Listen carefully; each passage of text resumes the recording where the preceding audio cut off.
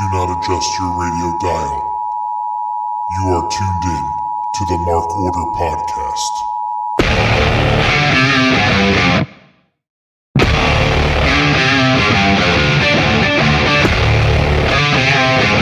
Join the Mark Order.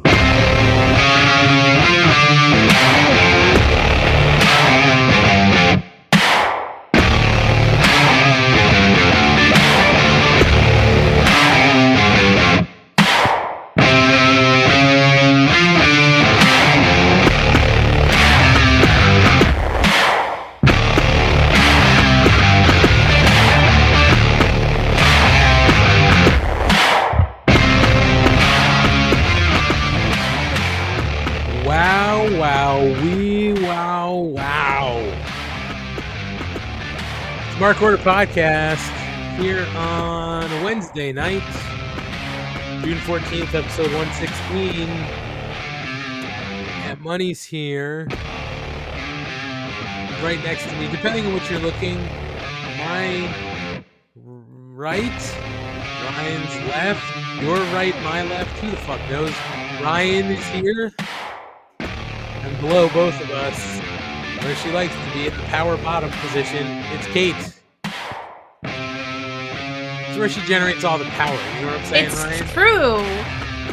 NWA ain't doing it. True. Someone's got to generate the power.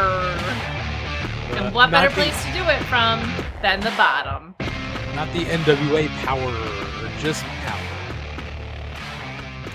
Pro Wrestling Podcast here, checking it out. I say that is how you dynamite. That what is right. Up? Yo, that dude rules.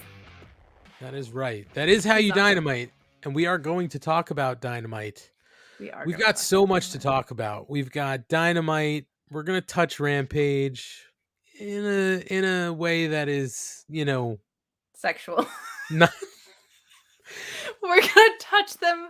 That is appropriate. Sensual. That's the word I was trying to find appropriate, but my brain shut off right in the middle of that statement. Guys, Kate, do you know what's so special about today? I was just going to bring this up, Kate. Let's see if we're aligned. Can you tell me what today's special day is? Mm-hmm. Today is the day that the world got a little bit prettier because it's Pretty Peter Avalon's birthday. Yay! And happy birthday to maybe the longest running bit on the show. We've got some long running bits. But this I don't know. Kate's desire for Pretty Peters is... It goes back, I think, to does it go back to the pre-branded days? I think it does. It might be. Yeah, it might. I was going to bring that up. It's a long running bit. I was going to ask, how did you observe the holiday?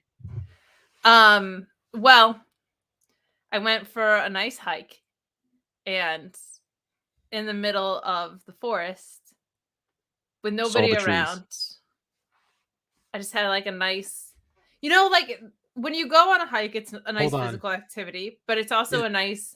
Hold on. Is this appropriate? Because I've seen movies on the internet that start this way, and they turn, Kate. No. Okay, I just want to make sure. That's my black leather couch. You're good. Okay. Just making sure. No, I went... A hike's a great place to go. A good physical activity. Also very mentally clearing. A nice way to check in with yourself. Okay. And in homage to Peter Avalon and to the show, sometimes you just like to... What's the thing of like a tree falls and nobody hears it? Did the tree really fall or whatever? It's kind of like if you go into the middle of the forest and yell, "I want to fuck Peter Avalon," and nobody hears it. It is amazing how much better you can hear you when you talk into the microphone. I know, my setup sucks. Is this better? Now it's like in the frame. Who cares? My mic is in the frame. People know we're talking into a mic. Yeah, Ryan can't even Mike's keep got a his wandering mic. I'm really fine. Mike. Ryan can't even keep his mic down. Ryan's mic takes a little bit of that Blue Chew or the Four Hymns, whatever it is. It's just won't stay flaccid. It's doing it on its own. Is there a longer running bit than the FMK Peter Avalon always being my F? Wait. I don't know if there is. Wait. Okay. Kate, I got one. Okay. FMK. Peter Avalon. Eddie Kingston wielding gas can. We've done that. Go ahead. Zack Sabre Jr. Oh, we have not included ZSJ. ZSJ. Now this is tough.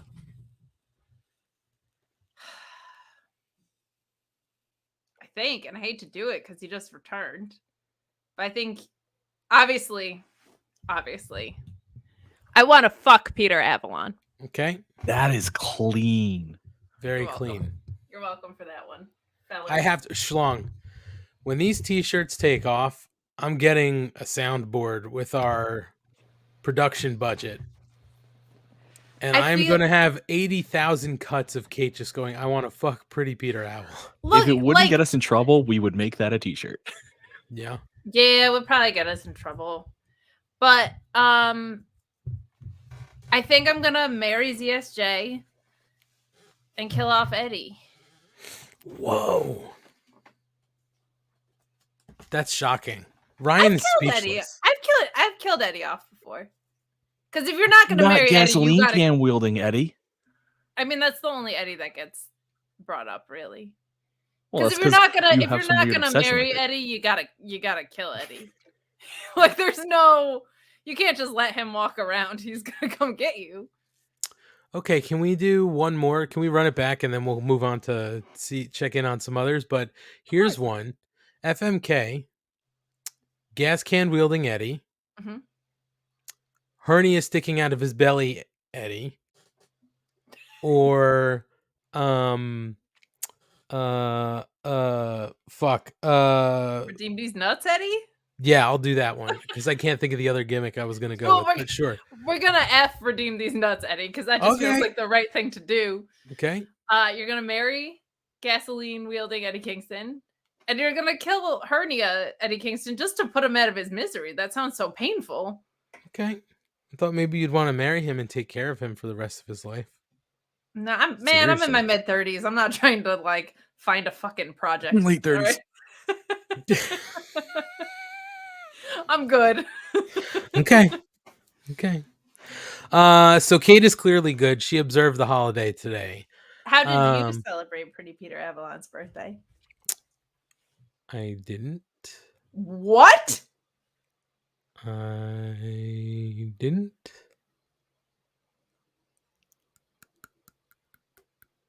I went to work and I came home and I watched wrestling. You know, it was bad enough with Jesse Ozak and not getting Jesse Ozak the stickers, which I'm hoping you're going to apologize for later. We'll see. I would hope so, as it's the very least you could do. But to be so unprofessional. Kate, Ixnay on the stickers. We're out right now. So Jesse's not even going to get them? No, he's got them, but Ixnay, don't even mention stickers. We're going to mention stickers. Oh, God, no. Because we're so super popular. Well, we'll talk. I'll give an update on stickers. We should tell people there's a wait list because our stickers are so sexy. Yeah, there They're is. sexy and they know it. Let's get to this. Ryan, how did you celebrate Peter Avalon's birthday? Ryan's deflecting, so I went looking around for pinkies. And did you find any? No. Mainly because I was by myself and there was just no one to pinky with. But God, but I do want to point out how guys. Well, I really did fail because JBJ's comment of actually a shame no one is rocking the Pretty Peter stash right now. First of all, hi JPJ from I Love Wrestling and Between Two Beards. But you have the whole beard. Who cares? There's a stash here. It doesn't connect. Let's be clear here. Peter's clean shaven now, isn't he? Or like he's bearded and stashed. Had I known, this is where I failed because I didn't research that it was his birthday. We all know I would have bought the most ridiculous mustache I could have found.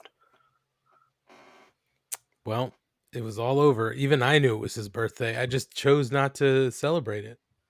Yeah, because you're a fucking coward. I don't celebrate many birthdays. Even I gotta be honest. When we were on the Jericho cruise and we ran into him and he like knew who I was was like, please know me from that time that we pitched a bit and not from shouting. Oh, I hope I wanted to be that one so badly. You're the girl who really wants to fuck me. Oh, you're the girl who every week shouts about how she wants to fuck me in a game of FMK. My God. There are worse ways to be known, I guess. There are. Well, Kate had a great day. Schlong, have you been good? I've been grand. Okay. Do anything fun? I just to because she's trying to pull it, I'm going to delay a little bit, see what I can do here. I got I've got nothing, mine but I'm too. just going to keep talking and keep her away from getting it. But no, I did nothing. I got no life. Okay. Bad. She's stealing your gimmick, Aunt. I know. Well, she can't steal it really because I got something here. I have it too, Kate. They look really fucking good. Hold on, guys. Let me get Jay White out so I can open up this. You should have bought two. I have. Well, let me tell you a story about. I might go back and buy another one. I might have to take them out. That's why I said you should have bought two. If I knew they looked this good, I would have. Because like this CM Punk figure looks good, but it's not great. Like it's a good CM Punk figure. This one is fucking. Both the MJF and the CM Punk are like unreal detail. They were more expensive, so they kind of should be, but like they're really good looking figures. Really good looking figures. Where his other one is just like pretty good. Well, this one was the flames away from my figures. This one that I got was the this came in the mail today. It was the Pro Wrestling Tees Jade Cargill exclusive. Looks pretty good. That does belt look is good. shiny. Yeah, it is. It wasn't a bad thing. It's a nice one. Looks good. I'm very glad I don't get the figures because I really would just be taking them out of the one. I'd probably be hooked on and have a million of them like you and Matt. But then I also wouldn't be able to stop myself. Yeah, and I would take the doubles out of the boxes and then record myself doing things with them just for the jokes, and that would be a whole thing then. Well, here's the one thing I can tell you, Ryan. If you give me a second to get back to my microphone. I do not buy two. I was not dumb enough to get into that game because I thought about it when it started, and then I saw the prices and I was like, I can't afford to do two. So I never did two, so mine just stay in the box. Well, Matt only does one now because he ran out of space, right? Or he's got car payments. Man's got bills. He's got kids. I mean, how would we know? He hasn't been around to tell us. It's true. I don't know. So Kate, you brought up stickers. I should probably mention. We put it on our social. Thanks to everybody who's been requesting stickers. But we're currently out of product because we've gotten so many requests. So but hold on. I can't even drum roll yet? No, because I'm not there yet. Hold on. I'll tell you when. It's a really long drum roll. I'll give you the nod. So I think when I talked last week on this show, we had like 40 requests that I had to get to from like the course of a week. Yes, sir. And I got to send out 20 and then we were out. I thought I had plenty of stickers. I did not. So requests have still come in, but we're out of stickers. So we're sort of in a waitlist situation now. Kate, if you'd like to give a drum roll.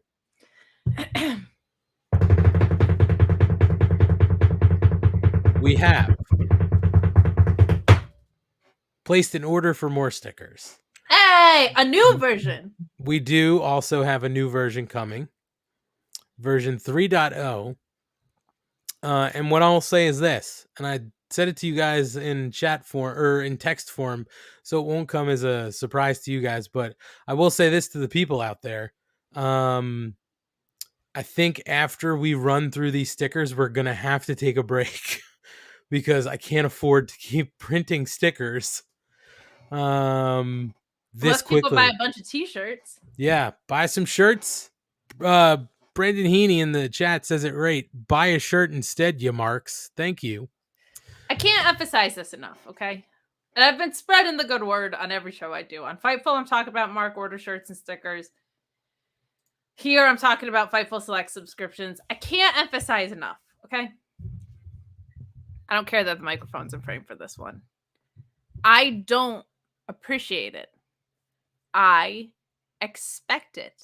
I expect you to subscribe to the Mark Order YouTube. I expect you to leave a like on this video so that people can find us in the algorithm. I expect you to go to prowrestlingtees.com and whatever fucking, it's 20% off, whatever the fuck. It's a Tuesday. It's a day that ends in Y. It's a day that has a vowel. 10% off so that we can wash away the pricey ass shipping. Okay. I expect you year round, any sale, to be spending your money on Mark Order t-shirts. There's several designs. If you're like, oh, thanks, Kate, I already support it. No, go buy more. And I expect you to check out our link tree. And I expect you to write Anthony a nice little note that says, I am so appreciative of these stickers, and I will wait until the end of time if I have to receive mine in the mail, because you are all such hardworking, wonderful, skilled, entertaining, sexy podcast hosts. I expect it. I do 7 shows a week. I'm very tired. I checked my calendar. I'm on pace to do 400 shows this year. Okay. Humble brag. It's not a humble brag. It's justification for the fact that I fucking expect a fucking t-shirt purchase. Is that so much to ask? Thank you. Not for me. Oh, Captain, my captain. I also... What a fucking C-wordy thing to say. Captain? What a captain-y thing to say. Look, we spend money here. We're ordering stickers. Ryan gets a different wig like every other day. He's buying discount switch combs because you guys aren't buying enough t-shirts. Yeah, I mean, he's got a new switch comb. No, it's the same one. I figured out how to fix it. Okay, he fixed it. He's too cheap to spend another $1.25 on a switch comb. It was $5.42. Because we're not buying enough $5.42, t-shirts. Ryan. The people aren't buying enough t-shirts. Otherwise, you could invest in a high-end switch comb for a hot $7.99 instead. There were more expensive ones. I just wasn't spending the money. See, now this is the kind of... Look at Pro Wrestling Podcast over here, okay? This fella is basically best friends with CM Punk. CM Punk's on his Instagram all the time, like, duh. Like, calling out people for dunking on people with injuries. Like, constantly. They're besties. Which basically means CM Punk thinks you should buy a Mark Order shirt. And here's the important part, which I didn't even mention in my rant. We might need to go... Can we go back to single shot for this? Because this is the Oh my God. Now she's calling fucking production shit. This is the important part, Ant. You know what the important part is. If you don't buy a Mark Order t-shirt, you don't support women. And you don't want to be sexist. So prowrestlingtees.com, Mark Order. Go find it. Or you hate women. It's the wrong and URL. You are trying to It's the wrong set URL. back our abortion rights. You are trying. Gave the wrong URL. Gave the wrong URL. What? I go to the store and fucking search Mark Order. It's not that hard. ProWrestlingTees.com. Search for Mark Order. If you don't support me, which means you don't support women, which means you don't think we should vote. Okay? Okay. That simple. See, now we're in a Don't conundrum. be sexist. That's like saying you don't want women to drive, Kate. We're stuck Okay, between but- a rock and a hard place. But it's consistent because Ryan, have you bought a Mark Order shirt? No, he gets one on the arm. We all do. It's our show. Right, but he hasn't bought one. Ergo, No, he no, does no. not support women. Ryan, but we know that about Ryan. Yeah, We already Ryan know hates women. Yeah, I've been He's a very vocal huge about this. sexist. I've So never once supported a woman in my life. the long and short of this is The long and schlong of this is more stickers are on the way. We'll see how far we can get through the requests. The interesting thing has been, I told you guys this too. The interesting thing is the number of people who are like, I found you on a free sticker website. And I was like, those exist? So people are just randomly requesting stickers and being like, I've never heard you in my life. And I'm like, okay, cool. It's true. But I will say, we'll send stickers out as soon as we get them. It's going to be, we put them into production over the weekend. They're being printed. They should be here next week, and we'll start sending some more out. So when I get the new stickers, you will see them, but they look good. Y'all are going to see these stickers real soon, y'all. They look different, which is good, but they're still Mark Order podcast, so that's great. I think you're going to like them. At least unless everybody on this show told me they like them, unless they're lying to me. But I like them. What Ant doesn't know is I got a hold of the order and just changed them to be my face. Look, oof. it's basically you want to Men's print Warehouse. stickers of your face, Ryan? You can charge them for yourself. Sure. It's basically the Men's Warehouse. You're gonna like the way they look. You That's are. all I'm saying. They look good. I don't shop So- at the Men's We Warehouse. guarantee it. And by that, I mean, if you don't like it, tough shit. They were free. So And go to prowrestlingtees.com/markorderpod to pick up a t-shirt while you're waiting. We or thank you search for the Mark doing Order podcast in the fucking search bar. it. Yep. Or just go to our link tree in our socials. So Yeah. Support women. all right, guys, I guess we should talk little bit about wrestling, and I want to sort of I want to continue the way we sort of did things last week, only because there have been so many announcements as far as like what's going on sort of coming up for AEW. We talked Forbidden Door last week. I want to lead off with Forbidden Door again because the picture is becoming a little more clear. They announced a number of matches tonight, but we knew we were getting Danielson versus Okada. We also knew we were getting Omega and Ospreay. What we didn't know until tonight, and we saw a couple of video packages and things sort of played out during the show, and we'll talk about Dynamite in the second half. But we are going to get MJF versus Tanahashi, and we are going to get Jungle Boy and anyone? Sonata, Thank you, Sonata. you're IWGP champion. Thank you. You're welcome. So, I had it here. And I'm also going to be going now, which is different than last week, which I'm pretty pumped about. I thought you meant leaving the podcast right now. I was like, why'd you even come on? Oh, now you're going to goddamn Toronto? I got credentialed. You know, I asked every single fucking person if you want to go to Toronto, and everybody said no, I don't want to go to Toronto. And now you're going? Now I'm going because I got credentialed. I'm Who working. cares? We I'm could've- working now. What a fucking different when lame-os, it's all of you. Affordable. I don't go to Canada. Why? I didn't even Yeah, know who was on Canadians. this show, and I was like, let's go. And everybody's like, oh, I'm not going to Canada. Hey, let's go. Well, I got a bonus day off at work, so I'm off Monday, and now I'm working it, and it's free. And I don't understand why Ryan is all Will Ospreay about it and hates Canada, but all right.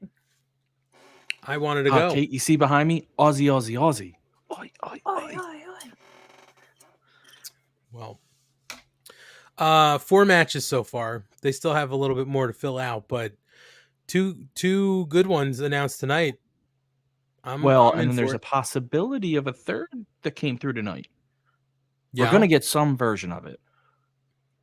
Orange Go ahead. Cassidy versus Zack Sabre Jr., mate. Actually, that'd probably be. I got 2 matches out of it. You probably get Daniel Garcia versus Shibata, and then Yeah, Orange that- Cassidy versus ZBJ. Yeah, I think we'll probably get both of those. Oh, that's.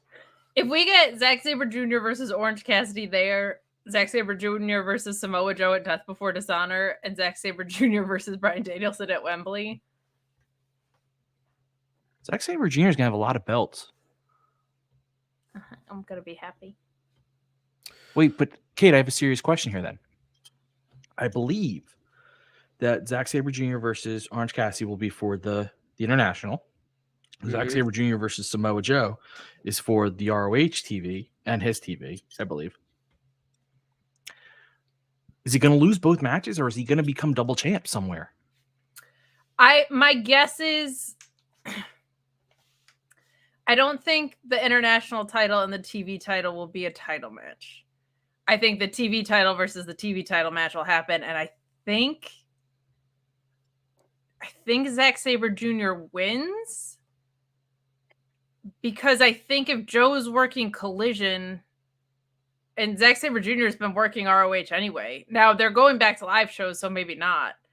But it kind of, like, he's been working so much ROH anyway, I feel like it kind of makes sense for him to have both TV titles. ROH and Collision are going to be recording on the same nights. Oh, that's a good point. I don't feel, it doesn't feel right that Joe would work New Japan, though. Yeah. That feels weird. Because he'd be working 3 shows, essentially. He'd be working ROH, AEW, Collision, and then New Japan. Yeah, and that feels off to me. It kind of feels, both of them dropping feels off. And I also don't know if you're New Japan and you have G1 season coming up. Man, are you trying to keep this belt on Zack Sabre Jr. until he's like 30-0 and you push him through? Because the New Japan TV title feels very much like an international title to me. Like, he's going around the world defending it. I don't think you want him dropping before Wembley, which makes me think he beats Joe. And I don't know if you want him dropping before the G1 either. So I'm like, you either have him drop real fast and move like quickly, I guess, or you have him sustain it through the G1. And I'm kind of like, why wouldn't you have him just in an inaugural reign with the way it's been going and the way he's defending it in different companies? My booking would be, not that New Japan booking is ever straightforward. I'm kind of like, just let him roll with it right now. Like, it's been such a healthy move for New Japan, I feel like. So I can't see him dropping to Joe before them getting free exposure. Guessing he's facing Danielson there. Getting a bunch of free exposure at Wembley without that title seems like a really dumb idea. Agreed. Real quick, I agree with that. I want to comment on it, but I will say, Pluggo saying that I am rocking a beard comb. No. It's a switch comb. Get it right. But I have the least full beard of the 3 of me. That's at 3 of us. That's a shot at Kate, not me. Hey, what the heck? Pluggo. Kate is a beard. That's true. It can be one. Be your beard, oh baby. Okay. This guy doesn't even know what it means to be between 2 beards, so. No. Oh, I'm very well aware. But I agree with you. I just, again, it's weird because I don't see him holding, though he would make a great international champion. He would, and you're kind of running the same idea, right? Like, but I feel like this Orange Cassidy reign has too much stock in it. Unless they turn that into a triple threat of some sort, which maybe they do, but that feels wrong. That's such a tough call. I could see, though, that the end of the match is where you get the guy that's eventually going to beat Orange Cassidy come out. I feel like we've been saying that for months, though. Yeah, sure. If you give me a Zack Sabre Jr. Swerve Orange Cassidy triple threat. Apparently, you said you had a great beard this week. I believe it. I'm just out here saying shit on the show. We're aware. Sure. I don't want the triple threat, but I want Orange Cassidy versus ZBJ straight on. Yeah, just for the lazy kick versus the taps spot alone. Yeah, I mean, Pele. I think we're getting there, and there's plenty more that they have time to add. So I think we're gonna get there. I just these are the only things that have for sure been announced, which is why we're sort of talking about it. So also point, I purposely screwed up Zack Sabre's initials and Kate didn't call me out on it, and I'm very upset. Wait, what did you say? ZBJ. I'm fine with it. I thought I'd get a response because he's your boy. It's all right.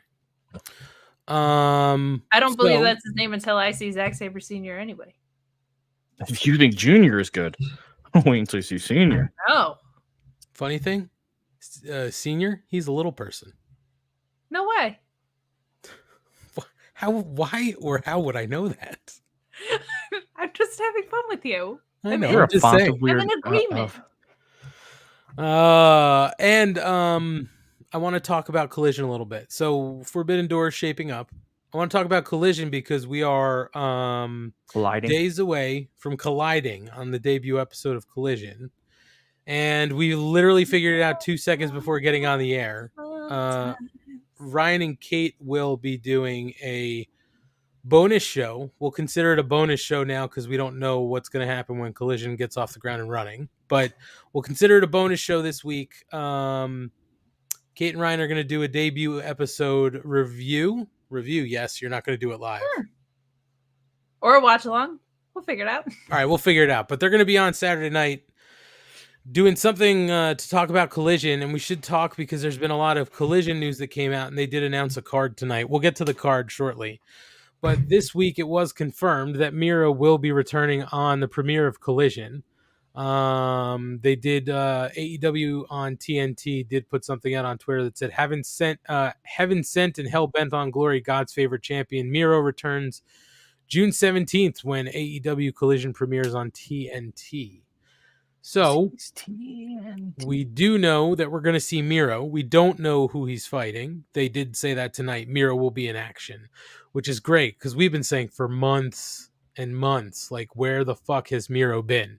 And we knew, weeks ago he was seen going into TK's office, right? So we knew that he was back, but it's great that he's been confirmed he'll be on the first show. So exciting that we're going to get to see Miro.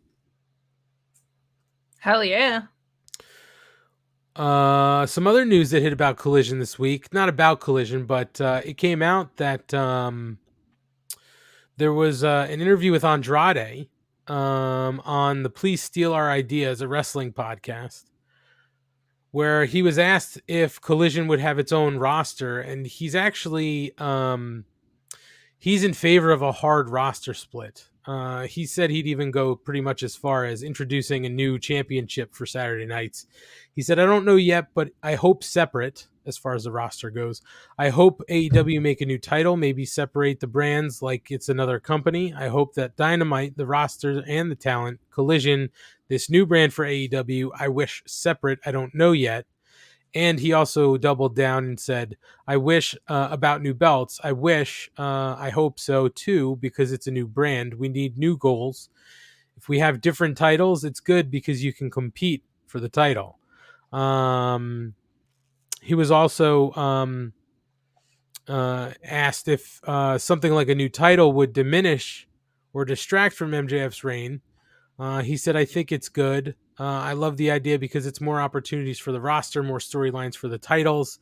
I think maybe in the future or maybe soon, new titles is a good idea. I hope the office of or the writers hear this. 100% we need a new title. The only reason I bring this up, guys, is one, he's in favor of a hard roster split. We've sort of talked about our hopes about that. We haven't really spent too much time talking about the possibility of separate titles, but I am not in favor of that. I don't think they need to. Fucking woof. No. I don't think they need to muddy the waters with more belts.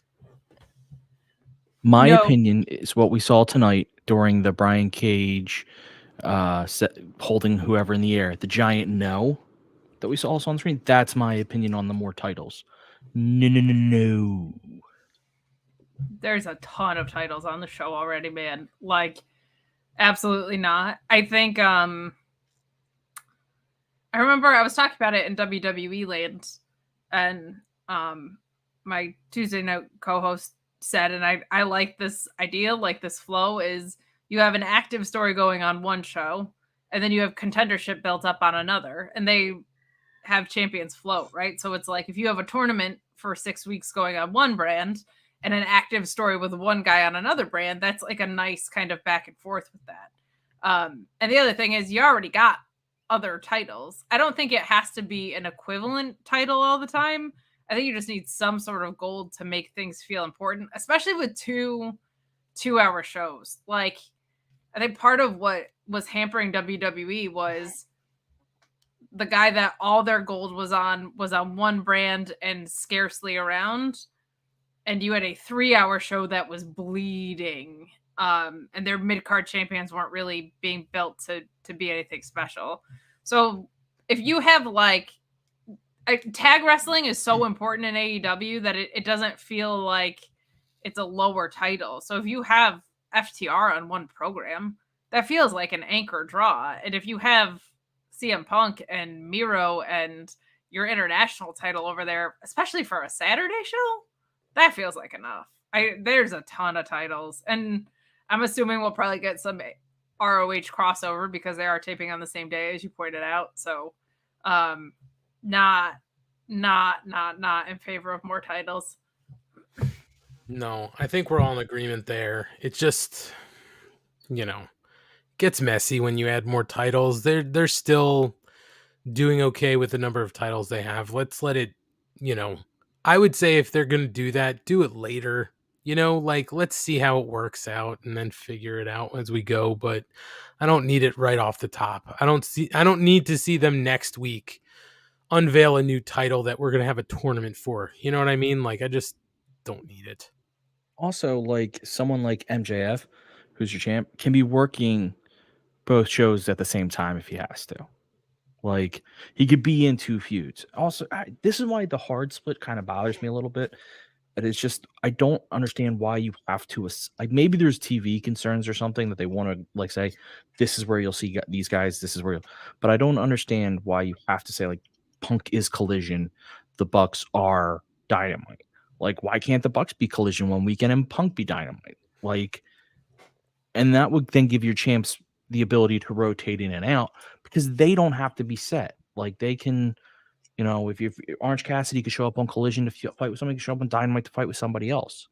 As long as you keep certain guys rotating away from each other, you've done the. Well, if champions are floating, that I think one thing, but the other piece of that is you have to sell tickets to the live shows and those markets, and there's a bit of an issue of a lot of these guys on Saturdays were working indies, and now you're asking them to take their indie dates away. So if you're setting up expectations with talent, that's really important, because if you say you're on Collision, they know I can't book my Saturday indie dates. If you're on Dynamite, if you look at Moxley's schedule, and I feel like this is purely conjecture, he booked out a bunch of his Saturdays because he's on Dynamite. And I feel like that was his way of saying, I'm not available for Collision because you told me I'm working these Dynamite dates and that we're not working both. So that's a huge thing. And that's been a reported thing too, is if you're just hypothetically, right? It's one thing if you're MJF. It's another thing if you're JD Drake and you might be getting a TV payment that weekend. But if you're not on TV, you want to go work indies. So I don't think a hard brand split means you have to be married to brands, but I think it's important, one, for expectations for fans who are buying for live events, and two, to keep your talent relations clean. And egos, man. There's some people that don't want to be in the same building as other people right now. It's it's a thing. So all I know is someone's got to talk to some of these indie promotions and say, listen, be really smart for you to realize that AEW is coming in on a Saturday. So you should be booking their guys for either Sunday or a Friday. Because I guarantee there's a lot to that though, because they also, if you're an indie promotion, you don't want to run the same day as a WWE pay-per-view, and you are trying to book out your fucking VFW hall before you get announced dates. It's not that clean of an ecosystem. There's a lot that goes into that. That's less to do with the brand split, more just saying though, if you're an indie promotion, AEW is coming now on Saturdays, you should look to be this is just me saying you should be trying to grab their talents that are around there for Fridays and Sundays, because they run those shows anyway. For sure, but there's a lot of independent promotions that run the VFW hall the second Saturday of every month or whatever, and so it's not a perfect thing. Doesn't announce that they're coming into town until after you've already booked out that date. They're kind of SOL. It's a pain in the ass. So I just don't want to see there be something listen, with the WWE, they do a draft and essentially it doesn't mean anything. People just go between shows. It doesn't matter. You've been drafted to Raw, but now you're able to show up on SmackDown. It just, if they're going to do something, they need to either go all in No pun intended. Ah, No pun intended. ah. They need to go. Unintended. No, they need to go. They need to just do it 100%. You know what I mean? Like, if you're gonna split the roster, then those roster guys stay with one show, the other ones stay with the other show, and you float the champions between. If you're not gonna do that, that's fine. But like, don't set the expectation you're going to, and then you don't. And I don't think they need to in this case because they're appearing on the same network. You know what I mean? Like the same family of networks. It's different for a company like the WWE where you've got Fox who wants guys and you've got NBC who want guys. You know what I mean? Like everybody wants the stars. It's hard to split, kind of the roster there because, everybody wants the star power. But everybody wants them. Are you saying that everyone's a part of the Warner Brothers family of media? Sure. I just wanted to sound corporate and douchey. You can do also. I would say, if they do a hard split, I hope they don't tell us about it. Like officially, I guess in universe, like kayfabe, they don't tell us about it. Sure. Because it just then you're not married to the mistakes you can make of what WWE does, which is like we have a draft, but these guys still show up anywhere. So long as you don't announce it in universe, no, you're not making a mistake then when someone transfers around. I mean, it's a low bar because you kind of can't screw up a draft more than WWE has. They literally split their rosters, announce certain people are free agents and can float between brands, and then they just have other people floating between brands anyway. Like, I actually don't have a qualm with either a hard split or a softer split. I have a qualm with you telling me rules are going to be one thing and then just abandoning them. Like, I think I don't mind like a hard brand split that's not like an ironclad brand split where champions float. I think that's a clean way to go about stuff because you have so many champions and then you have like important sub stories on each brand and then your champions can float. Like that feels like a really fair. Yeah. But I'm saying by not coming out within their kayfabe universe saying this has been drafted, then you never run the risk of betraying your audience trust by saying Orange Cassidy's been drafted to Collision and then in a month he's on Dynamite. You're like, this doesn't make if it's just something internally but never announced, fans will catch on that you only see these guys on these shows, but then you're never screwing up your own logic. But if you want to change things up at any point, yeah, that makes sense. Well, we will see what's going to happen once we get rolling on Collision. Tony Khan was out and about talking about Collision. He was on Barstool Wrestling in an interview with Brandon Walker. And Walker asked Tony Khan how he thinks fans are going to react to the return of CM Punk, specifically about crowds outside of Chicago. And he said, I think it'll be very exciting to see how the fans react. I'm expecting a very positive reaction, particularly in Chicago for the first episode. I think then going forward, Punk's one of the most popular wrestlers in the world, so certainly he's going to get a great reaction. And depending on who his opponent is and the type of reaction he's trying to get, I expect Punk to connect with the crowd as well as anybody in the entire pro wrestling business. He has an amazing connection with the fans, and I think that's part of his longevity and his mystique. And his mystique is his amazing connections with the crowd. Punk's a really great wrestler and really excited to have him back at AEW. Tony Khan was also asked how Collision will fit in the larger universe of AEW and if wrestlers would be exclusive to the new brand. He said, I'm going to be feature certain talent on certain shows, but I haven't drawn any hard lines or locked us into any kind of split roster. Again, he's, who knows? I think people are going to be featured on certain shows, but I also think that gives us a great opportunity to showcase certain wrestlers on both Dynamite and Collision at certain times and certain stories that can cross the shows. I think the champions of AEW will be the champions on every show and frankly, every promotion in the world. We're not shy about AEW wrestlers going out and taking on the top stars, top competition from other companies.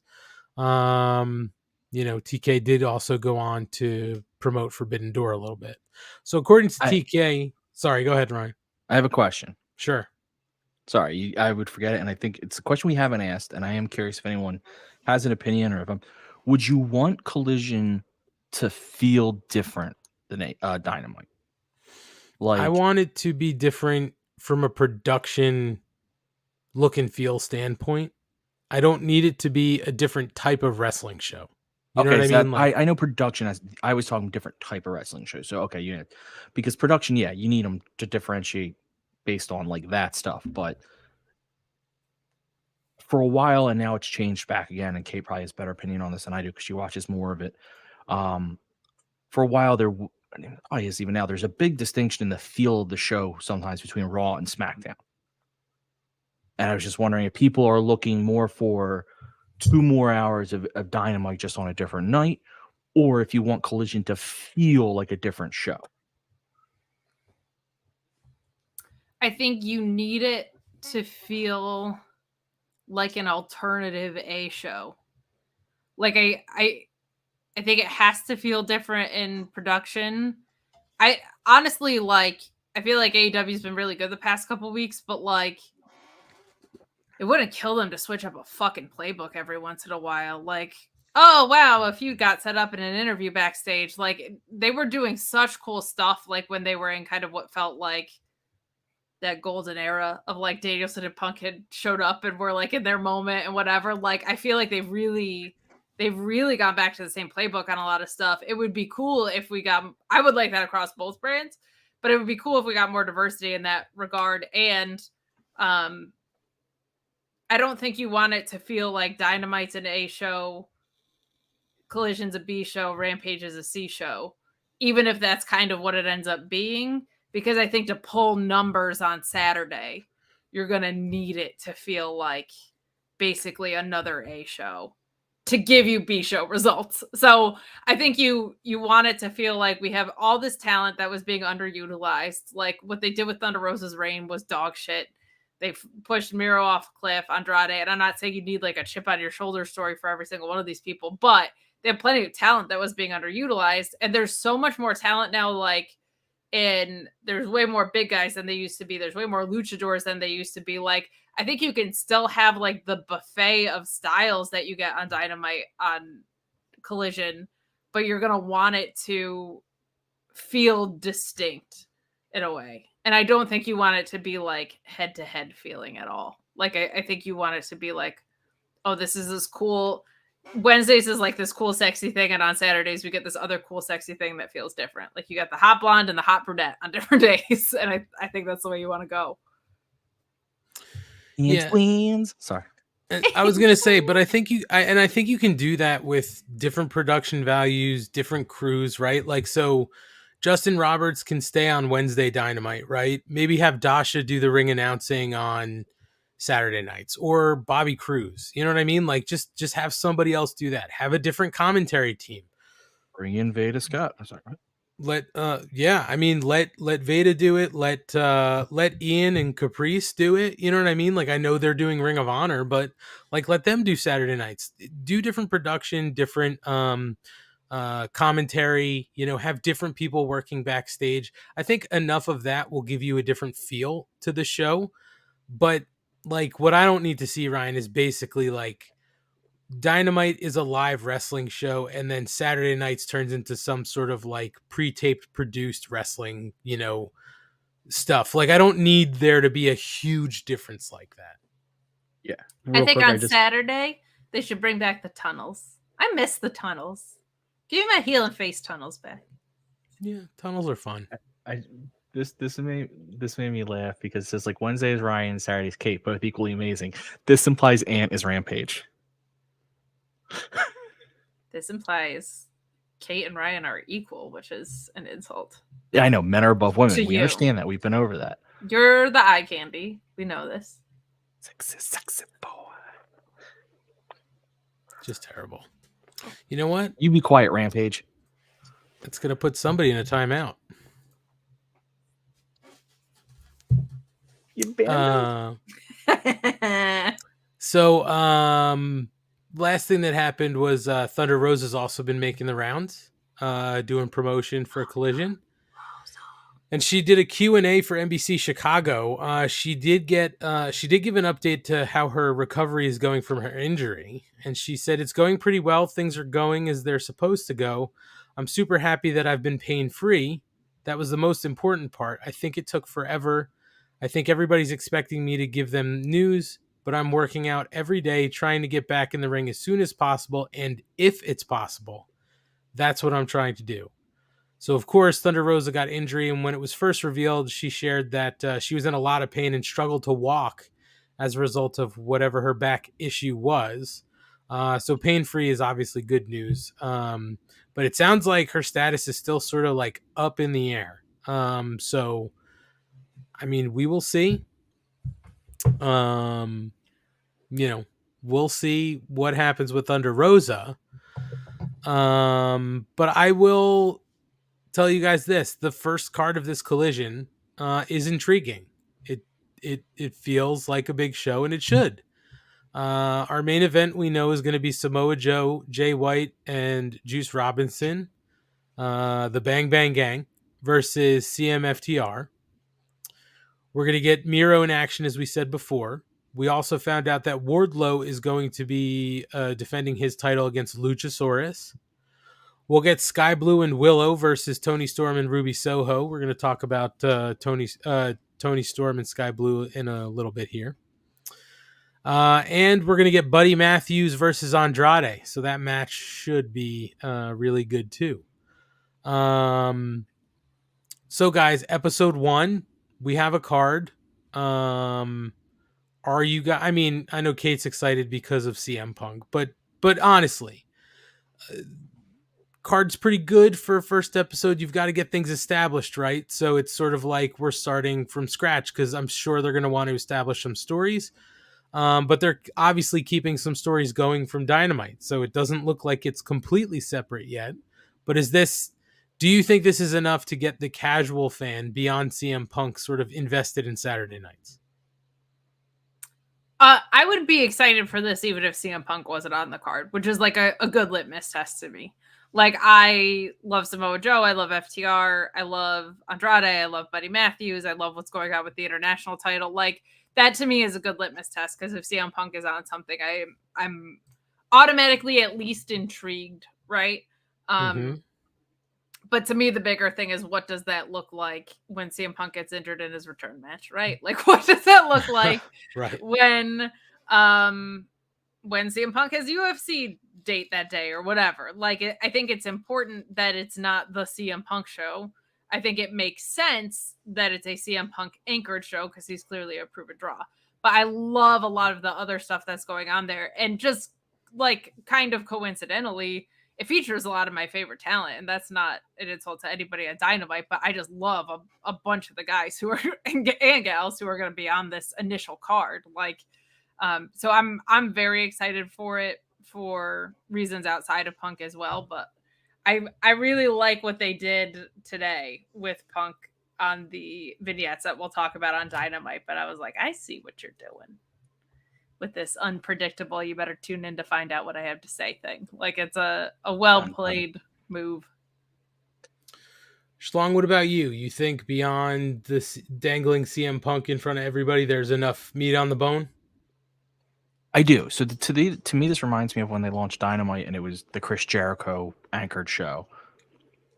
But it wasn't. There's enough other well-known and quality talent there that, yes, he's your veteran who gets the casual, quote-unquote casuals who know him versus, maybe some of the other guys. But you have Miro, you have Andrade, you have Scorpio Sky, and then you have all the other guys they just don't use that much that you can now show.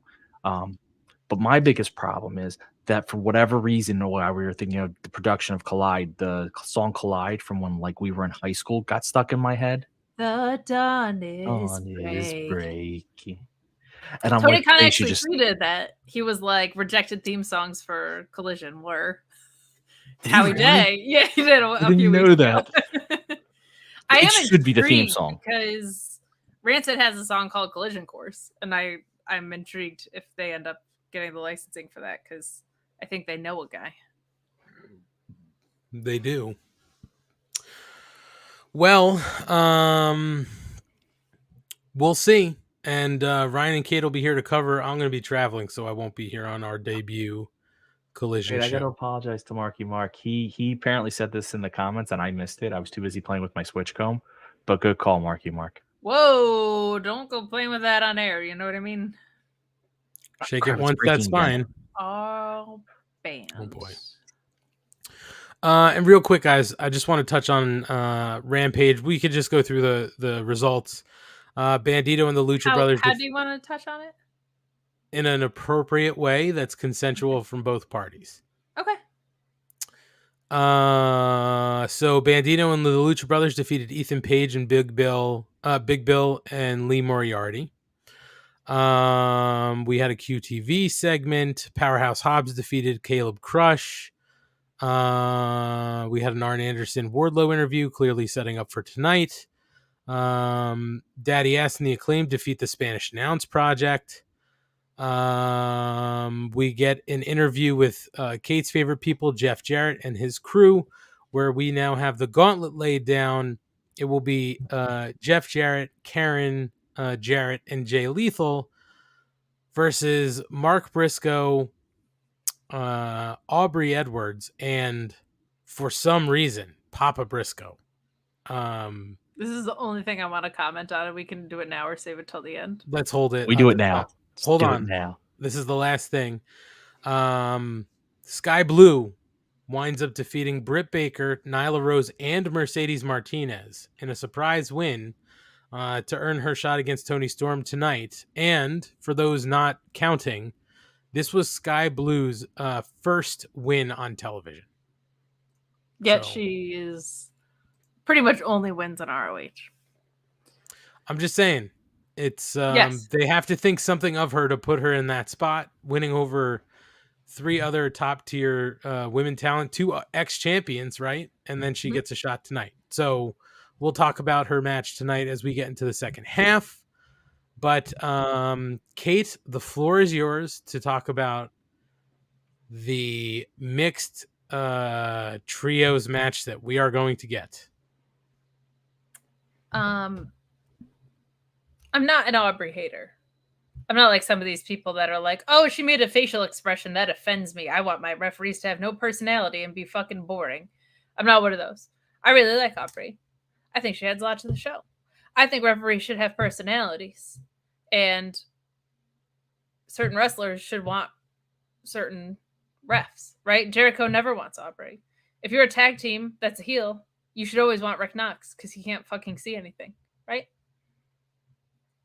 What the fuck is this? It's such a dumb fucking angle. And the way they set it up is even worse. I hated everything about this. Not only because Jeff Jarrett's on my screen, but because they sent Aubrey out there and she said, I can't face Karen Jarrett. And I was like, yes. Because I'm a referee. What we were talking about last week. What Ant had a problem with. I would be biased. This isn't fair. Blah, blah, blah. And they were like, it's okay, though. If you get 2 dudes to wrestle with you, that suddenly undoes the fact that you would be fucking biased in a match. If you have Mark Briscoe, who was a special guest referee, and his dad, that undoes that you would be biased.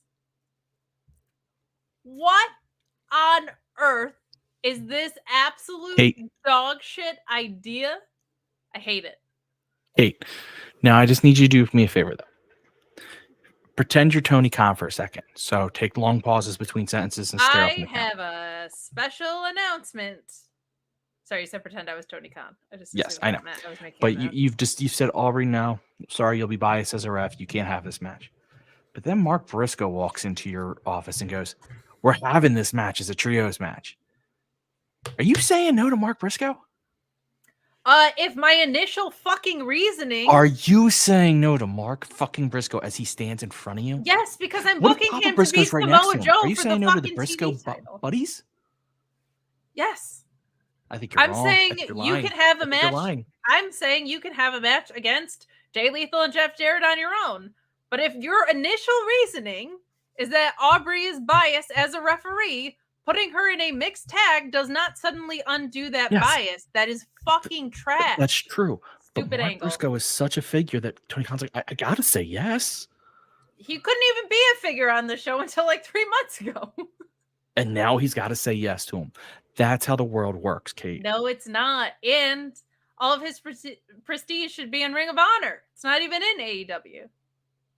This is so bad, man. This is so dumb. Women get so little TV time in this fucking promotion. And I've turned the tide on a lot of it because there's an effort there this time. Like, there's a lot more women on television. They're putting a lot more effort into things. I've lightened up a lot. But this, when there are 2 women's matches a week until Collision, I know. 2 women's matches a week. Then there will be 3. Oftentimes, we'll see. I'm intrigued to see what happens there. It'll still just be 2. Yeah. Yeah, it'll still take be it done. off Rampage. It'll be fucking done, right? Like, the fact that this is what we're creating TV time for is garbage. For, like, the fact that there are women in that locker room who can't get on TV, but Karen Jarrett can and Aubrey can't get in the ring. I understand it's a one-off, but Jesus, this is the fucking worst one-off for someone with my taste. This sucks.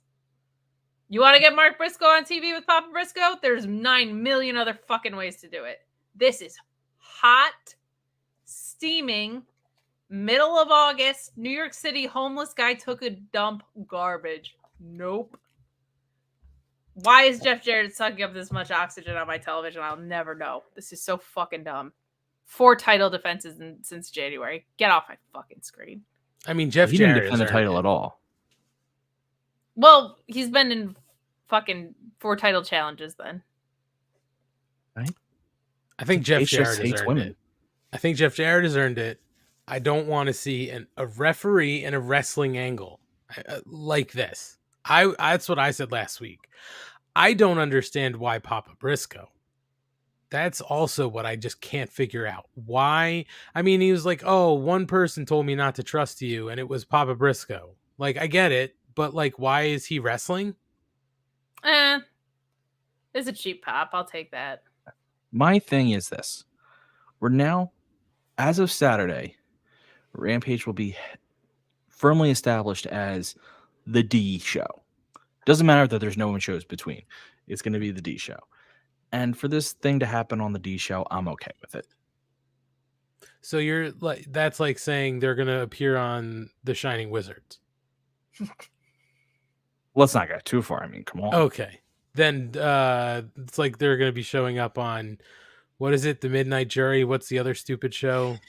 We just go Duke and Rogue. I mean, there's about 10 minutes of ads for it. That's true. They are a Gorilla Brain podcast. I just in wrestling, I hate it so much when you go out of your way to tell me something and you betray it in the same fucking segment. It drives me insane. I'm a referee. I can't do this. Okay, well, what if it's a mixed match? Doesn't change the thing that you literally just told me. Don't lie to me right in front of my fucking face like this. It's stupid. Hate it. Hate it. I hate it. I hate it. Do better. Well, we will see. It's not going to be good, but we will see. I think it's going to be excellent. I don't have to review it anymore. Match. So.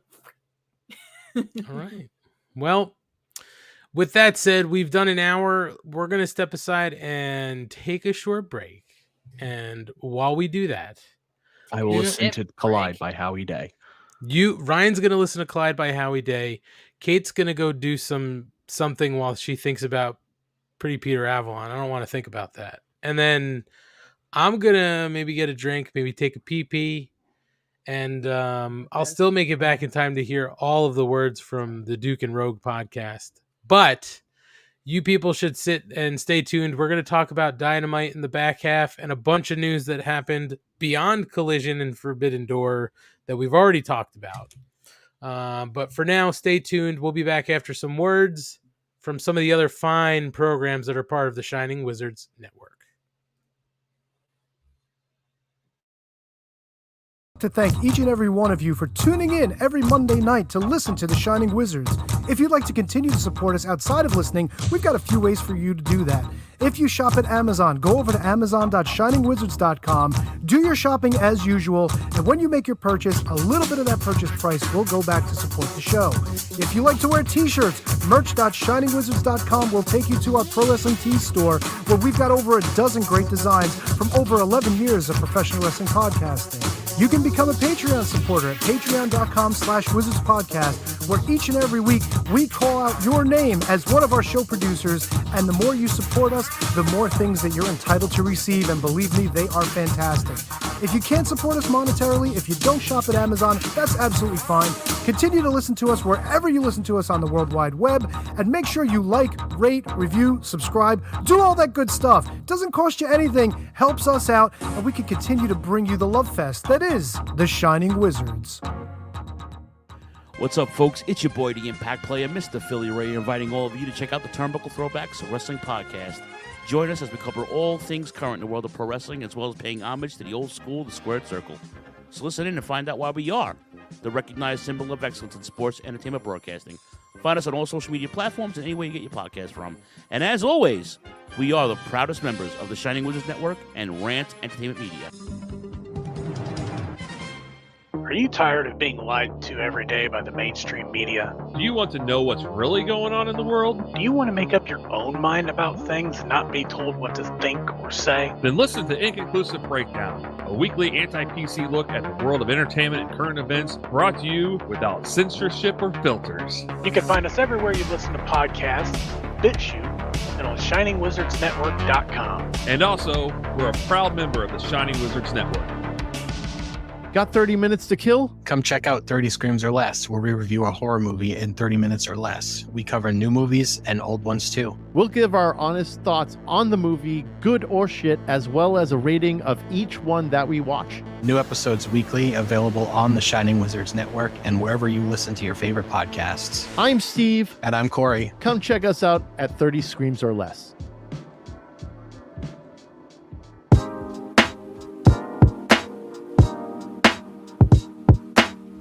G'day guys, my name is Thomas, one half of the Broadcast Podcast. With our podcast, we go back and watch wrestling events from WWE, WWF, WCW, ECW, AEW, and many other wrestling promotions. You can check us out on Twitter at The Broadcast, that's TheBrokast, and you can also download all episodes on Apple Podcast, Castbox, Castro, and many other podcast apps.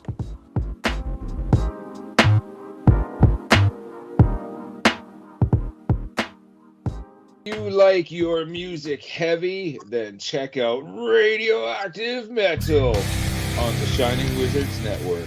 For over 16 years now, Radioactive Metal has been one of the longest running podcasts. Over the years, we've interviewed some legendary metal acts, had some awesome discussions, and cranked a hell of a lot of tunes.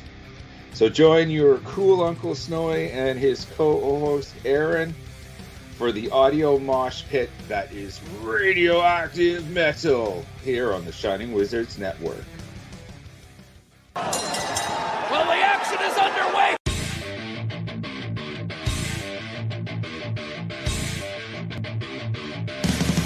What's up, everyone? When on the Shining Wizards Network, be sure to check out Wrestling Night in Canada. If we're not recording another kick-ass podcast, Or playing in punk bands, or recording kick-ass heavy metal albums, then we're sitting back, we're grabbing a couple brews, and going over everything to do in the world of pro wrestling. Because we're from Winnipeg, you idiots. The Mark Order Podcast is the only show you need if you're looking for dedicated coverage of everything AEW on the Shining Wizards Network. Join us live on YouTube every Wednesday night at 10:15 p.m. Eastern after Dynamite to chat along with the show. If you can't join us live, listen to us on your favorite podcast platform. Follow us on all social channels at Mark Order Pod and use the hashtag #JoinTheMarkOrder, because if you don't find us, we will find you. I'm Kevin Rowe. I'm Al Day. and we're a couple of down under pounders that co-host Rogue Day Dots, an action figure collecting podcast where we talk about, well, just about anything that tickles our fancy at any given moment. We're grumpy old men, and sometimes people get on our nerves, and when you get on our nerves, guess what? You get off the lawn. Get off my lawn, asshole! We also go on a little bit of a mission. We go back and we're grading every wrestling figure line that's out there. I'm talking LJNs. I'm talking Jacks. I'm talking Hasbros. Who doesn't like a little Hulkaplex? It's a Gorilla Brain Wrestling podcast production found on the Shining Wizards Network. I'm Duke Bags. Kevin Rowe. And together we are the co-hosts of Your Duke and Road. If you want to hear about some terrible wrestling shows, we got you covered. Well, we talk about good ones, too. We're currently talking about the death of WCW. I know what we're fucking talking about. Sometimes we get guest spots, like from the Taskmaster. I like to listen to the Year of Duke and Rope podcast. They're funny guys. That I like when they talk about the Nards plows. I like Nards plows. That's a good move. And I like the Dungeon of Doom. You know, sometimes I call my butt the Dungeon of Doom. Thanks, guys. Yeah, Oklahoma. Let me tell you a little bit about my favorite wrestling podcast. All right. It's a podcast with two men, Duke Bags, Kevin Rowe. They talk about professional wrestling. It's a man's sport. All right? And who better to talk about a man's sport than Duke Bags? Oklahoma. And once in a while, Vince Russo stops by. Whoa, you piece of shit! If you're not listening to the Year of Duke and Rope podcast in the back with the boys, you piece of shit, I don't know what you're doing. It's, you gotta slide one in there. If you're a man, you're talking about something only a man can do. You're talking about sliding one in there. Bro, take the time to slide one in there. All right, bro, you piece of shit. Slide one in there. A Gorilla Brain Wrestling podcast production that you can find on the Shining Wizards Network. All right, we're back here on the Mark Order podcast. So in case you're tuning in now, we talked about Forbidden Door in the first hour. We talked Collision. We touched on a little bit of Rampage. So feel free to go back and check it out if you're picking us up now. But before we move on to Dynamite, we're just going to take care of a few pieces of business quickly. Please give us a look on social media at Mark Order Pod. Mark Twitter. Order Pod is our calendar. That's right. That's I didn't want to give that one away, but I guess I did. Mark Order Pod on all social media: Instagram, Twitter, Facebook, YouTube, etc. Give us a follow. See what we're doing on socials, and you could also find our link tree there. We've got all of our social media linked directly there, as well as where you can subscribe to us in podcast form, subscribe to the YouTube channel. Any subscriptions, likes, rates, reviews, that helps us out greatly. So if you want to support us, please take a few minutes. We appreciate your time to do all that kind of stuff. The second thing you could do is you can put in your request for stickers when we do get them in, as long as we have them in. So go click the button to request free stickers and fill out the form. We've got a new form, ladies and gents, which helps us keep track of things a little easier. So fill out that form, and then we will send you out some Mark Order podcast stickers. This is my last. Look, guys, this is my last circle sticker. And I've got some more of the square ones, and then we've got the new ones coming. We'll show you those when we get them in. But get your requests in, and we will put you on the list. And as soon as we get them in, we'll start shipping them out again. Those are completely free, by the way, and they are here as long as we got them to send them out, and then we're going to take a break with that for a little bit, I think.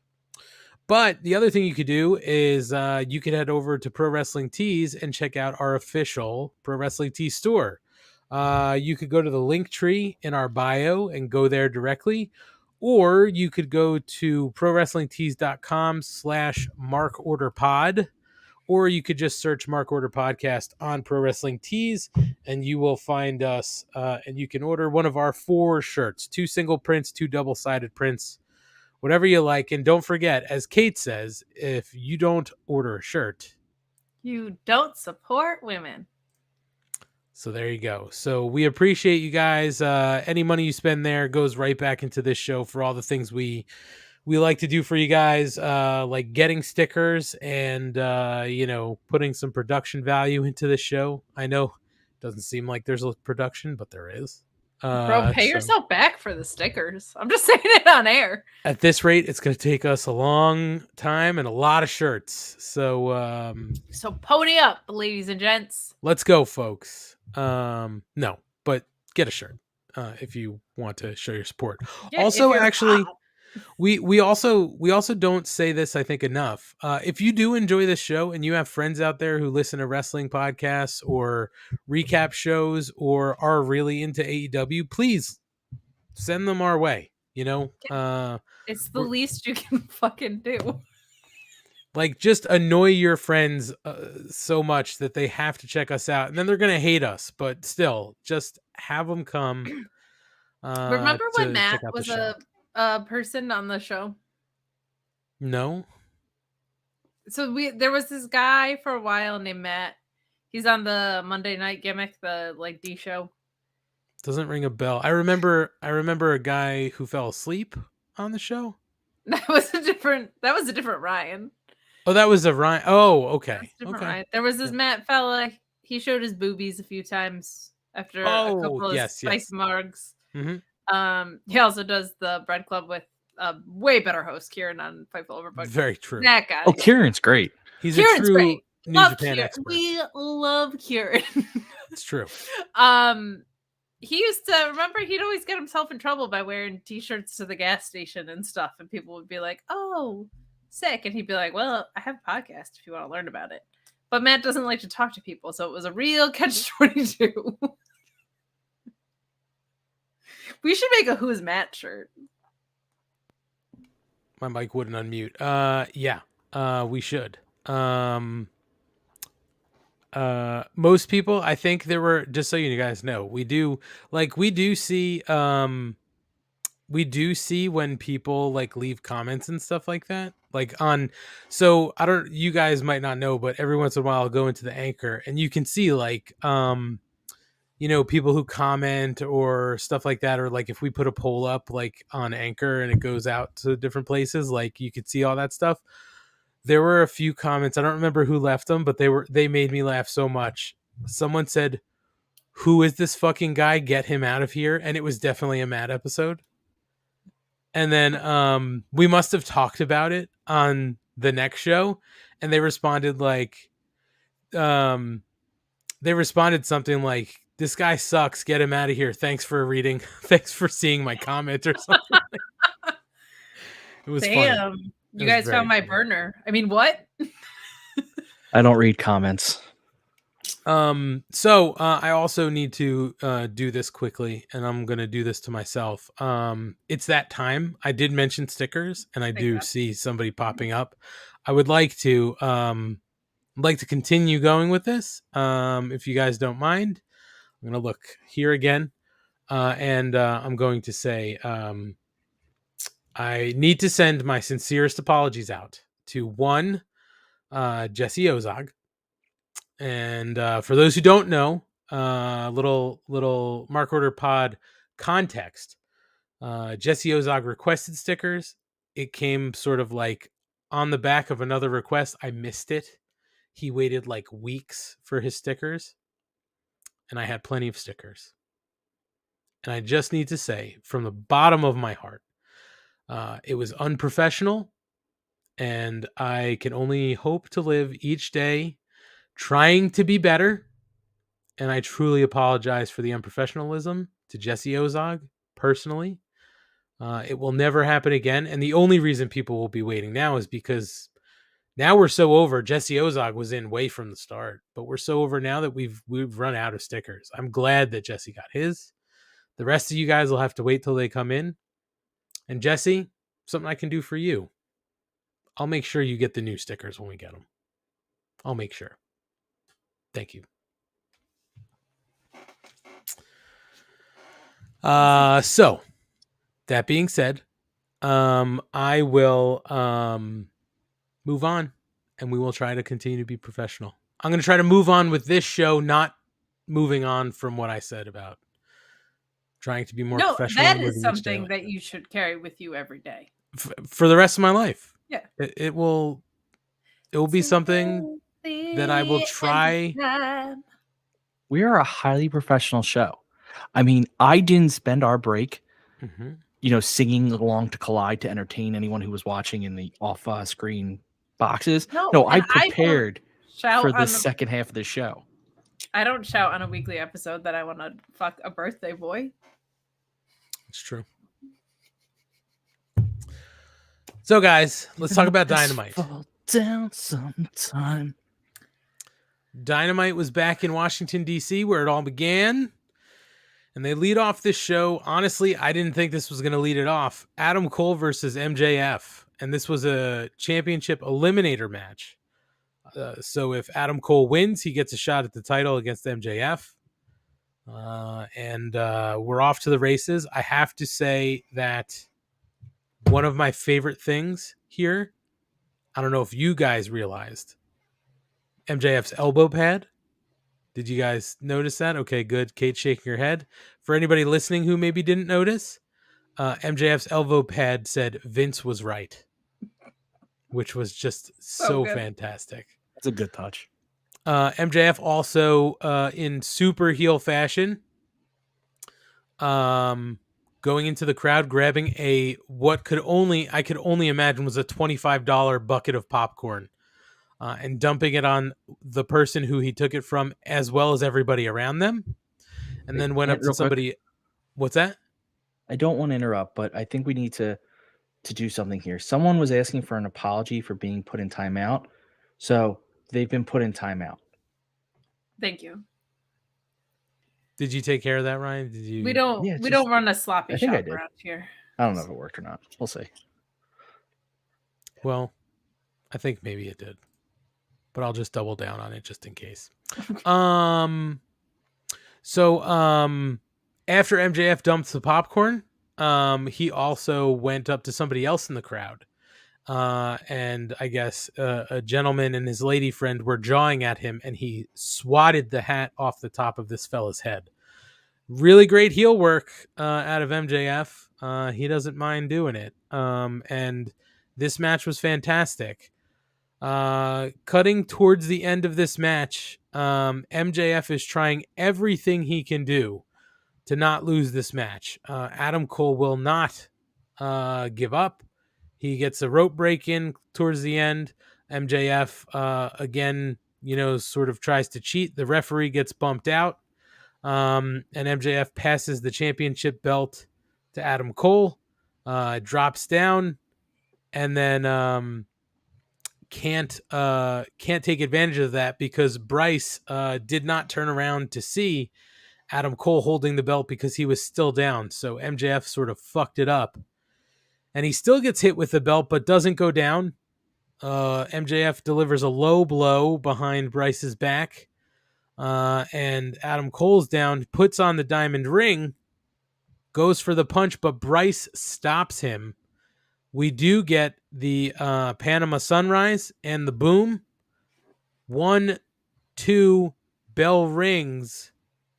Oh boy, you banned him, Ryan? No, it's the timeout just like yours. That's what it's been reading for some reason. All right, sorry. Anyway, you're so funny. It is. Anyway, boom knee, 1, 2, bell rings. The time limit has been reached. Post match, so it's a draw. It goes to a time limit draw. No winner. Adam Cole doesn't get his shot. He grabs the mic. He says 5 more minutes.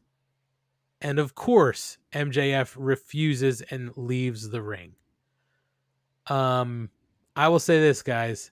Fantastic match to start this episode of Dynamite. Crowd was hot. Great work from both guys. If you thought maybe Adam Cole had lost a step. He sure has not, because this was a great match. I thoroughly enjoyed this, and it's going to be interesting to see where they go from here. But we can sort of talk through that. Kate had a long day celebrating PPA's birthday. So, Schlong, why don't you lead off and give us your thoughts on this match? Thank you, Anthony.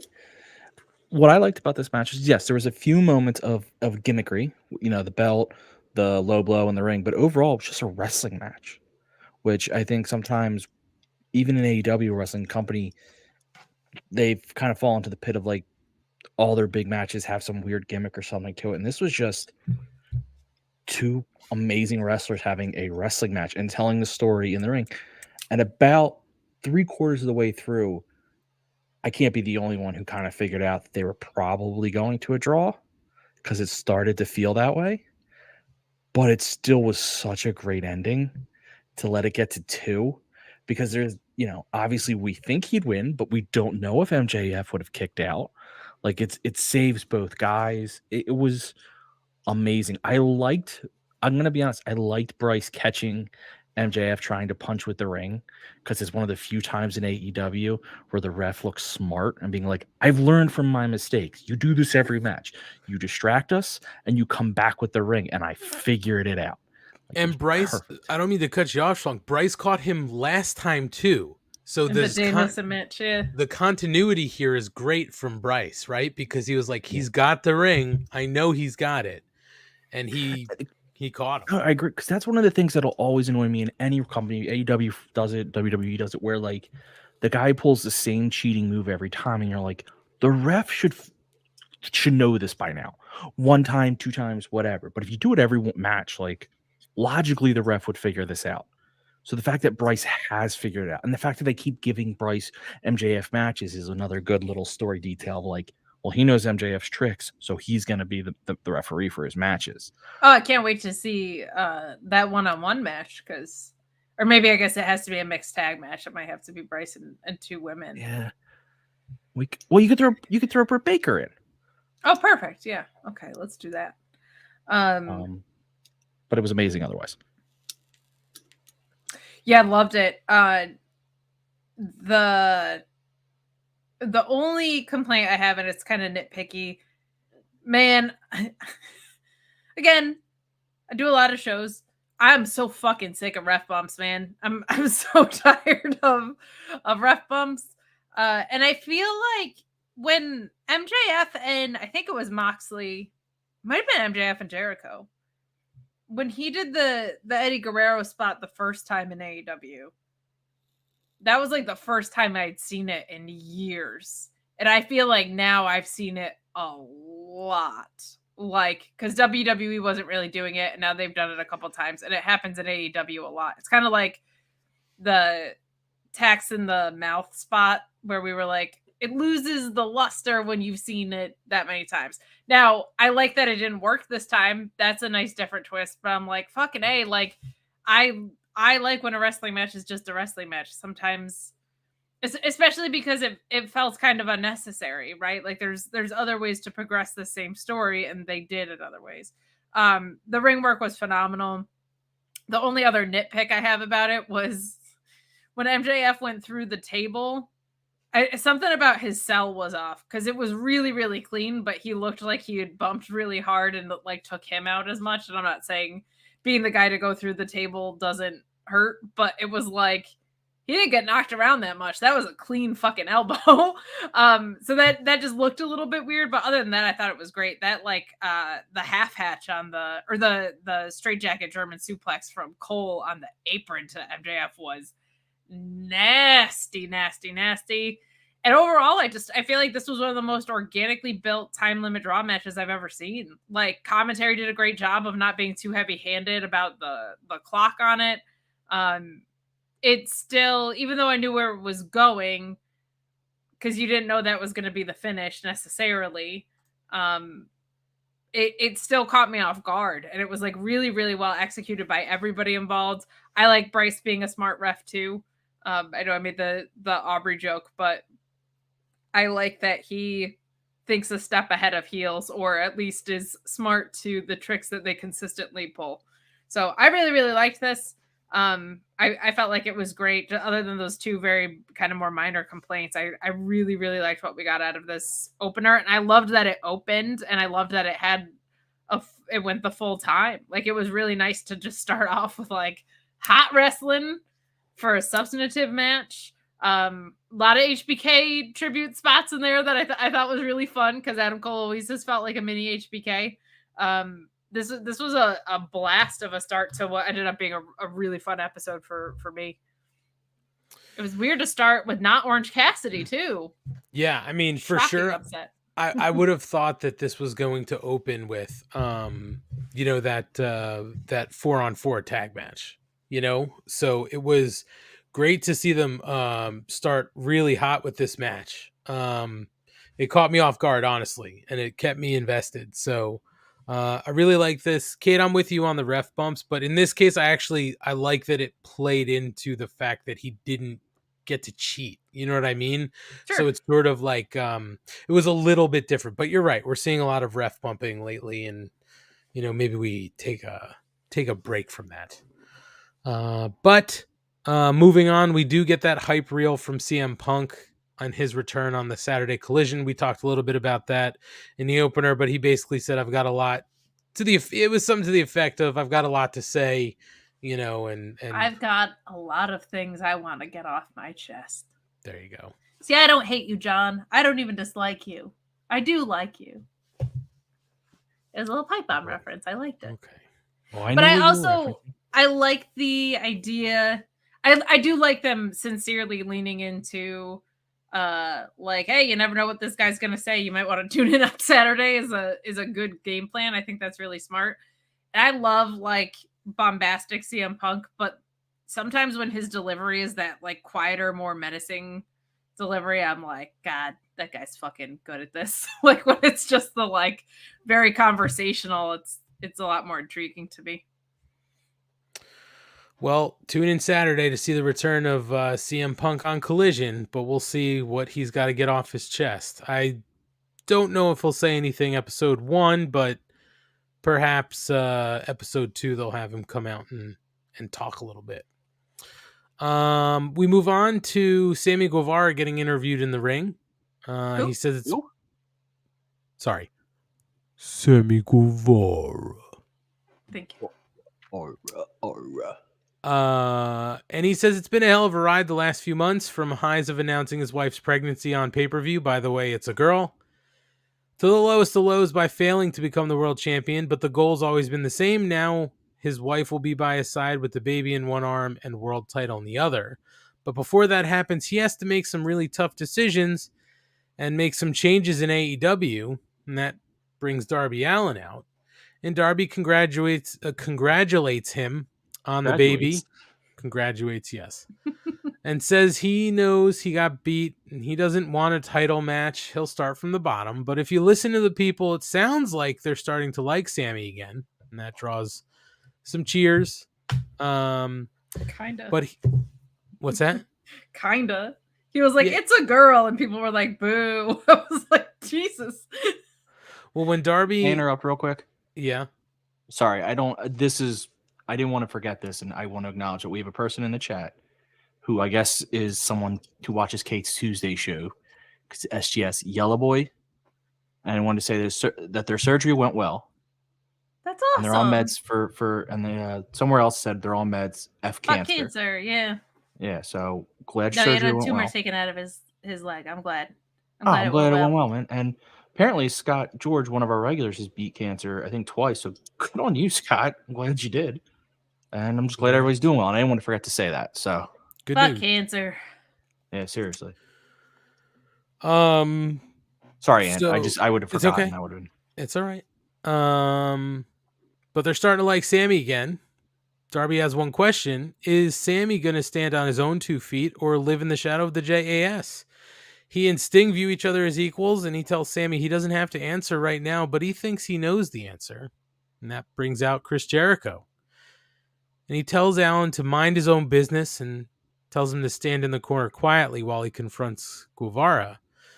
saying it's just the two of them and he's been meaning to ask a question. Those months that he was chasing around MJF for the world title, why didn't he call Chris Jericho once for his help? His mentor, the guy who brought him into AEW and made him a star. And Sammy says that's kind of funny because he thought Chris would have called him. And if he did, he wouldn't have lost to Adam Cole twice. So Jericho says he must be suffering delusions of grandeur and gives him a chance to apologize to him right now, but Sammy isn't apologizing for shit. So Jericho wants them to have a tag match as Le Sex Gods next week to remind him how it is, and Darby scoffs and says Chris might call himself a wizard, but when he steps in the ring, the magic is gone. So Jericho calls him a mutant and says maybe he and Sammy should beat the hell out of him right there, 2-on-1. But Alan says that he's not really alone, and then his partner enters. His partner. It's Sting! There we go. And Jericho puts Floyd under Sting's jaw, but Sting sort of grabs it and moves it away and puts his own bat into Chris's chin and runs him off. And so we go to commercial break, and we're going to get ready to come back with the 4-on-4 tag match. But we'll throw to you here first, Kate. Kate, what do you think about this segment? I think it's something we've all been sort of waiting on, and it looks like it's sort of here. Yeah, this, like, not to sound dramatic, this needs to work for Sammy Guevara. Like, it needs to, because this guy has just felt lost, and they have a real opportunity here to make him feel like a guy who can stand on his own 2 feet. I don't think the 4 Pillars thing helped him that much. He has just felt like a Jericho lackey for a really long time. Dating back to that was the TNT title stuff, right? And that didn't go great. So this needs to be the thing that clicks. But man, Sammy's it just doesn't feel authentic. He's got to kind of dig into not sounding like such a fucking politician all the time. He's got to find whatever it is that makes him unrepeatable, right? Because it doesn't feel like he's found that yet. I think a Sting Jericho program, Jericho like tweeted that he was like, no way, not happening. It's like great indicator that it's definitely happening. Yep. I think the crowd was also confused because if you send Darby Allin out there after Sammy Guevara, Darby is so over. I think the crowd thinks they're supposed to think Sammy's a heel again because it's been so ambiguous for a while. So I don't think the crowd knew how to react. The only part of this that felt like it was like good shit to me outside of setting up Sting and Jericho as a dream match for WCW heads is I like that Sammy said, you know, maybe if you called me, you wouldn't have lost to Adam Cole twice. I wish he had gone farther than that and been like, hey, you also lost to that chump-ass rookie Action Andretti or whatever. Like, if he had leaned into the fact that Jericho's been on a losing streak, I think that would have been a little bit better. But this has to work for Sammy because he feels very vulnerable right now in that way. Also, an interesting note to Ryan, the resident WCW diehard. WCW. First, that's right. I'm sorry. WCW. First time Jericho and Sting were in the ring together. Yeah, Kate called it a dream match for the WCW fans. What's funny is, in a lot of ways, it kind of wasn't, because Jericho was so young and not even close to Sting in WCW that I wouldn't have even pictured the two of them in the ring together. So it's kind of like, it's weird that it's happening all these years later and that Jericho did get himself to that level. Like he you know, in WCW, he was the undercard. I mean, he was getting, you know, he was cruiserweight, like he had nothing. But I, you know, just thought that was interesting. Kate brings up a good point. You bring out Darby Allin for Sammy. You do start, at least at the beginning, confuse the crowd to be like, where is this going? Now, I think they did a good job with Darby in this, to have Darby be like, basically without saying it, I'm using my faceness to get you over. I will say, I know a lot of people online are saying, oh, Sammy's still hated. there were a decent amount of cheers for him. Yeah, I think it's just the fact that when you say, like, by the way, I'm having a baby girl, and people are like, boo. Like, it was a mixed reaction. It was mixed. A birth announcement. I also think, though, truthfully, a birth announcement sets up a lot of trolls to respond with boos because they just find that funny to be like, we're going to boo having a kid. Well, they also haven't done a good job. Like, it hasn't been a good face turn, so people still don't know how to react, I don't think. There is a way to use this kid thing, though, as a good... Use your kid. Use your kid. I mean, they already started. Might as well. But it is a good way to use... Being a dad is a good way to get over as a face if you want to come out and say, I had to look in the mirror and say, who do I want? How do I want my kid to know me? Do I want him to know me? Do I want her to know me as Sammy Guevara, the jerk who, hangs is a lackey in a group and doesn't win? Or do I want her to see a guy who's worth, emulating? That's relatable to a lot of people of saying, like, I want to be someone that she could be proud of. So it's an interesting, they're going to try. We'll see. I feel bad. Like I said, I still think the best thing for Sammy would just be wrestle. Just go out there and wrestle. Now, I also think the problem, too, is that Sammy, and I feel bad for Sammy, is that some people think the storyline he's getting, I saw some of this online, some people think the storyline he's getting is the storyline Daniel Garcia deserved, which is, I get, except I kind of like what we're seeing them do with Daniel Garcia. Like, he's kind of drifting away from JAS, too, and kind of going back to, like, wrestling, because he's going after the pure title. Like, I kind of like that they've veered him off a bit. So, well, Danny Garcia, he was getting "You're a wrestler" chance, and they didn't dive into that. Like, yeah, Sammy needs to break free of the Jericho's lackey stigma. Daniel Garcia had the opportunity to go back to being a pro wrestler instead of a sports entertainer. Like, I understand the split angle, but to me, those feel like two very, very different stories because Sammy was in the inner circle, so it's a whole other gimmick. And I think, obviously you don't start writing with the idea that, well, I mean, I don't know how long ago Ty Mello told Tony Khan that she was pregnant, but if he's known for a while, maybe he did start writing this with the thought of like, this is how I get Sammy to go face, because clearly they think it's time for him to turn face. It's also not a bad idea to have him turn face when Ty's not going to be around for a while, because their whole gimmick as a couple was very heelish. So now you can kind of do it on his own again.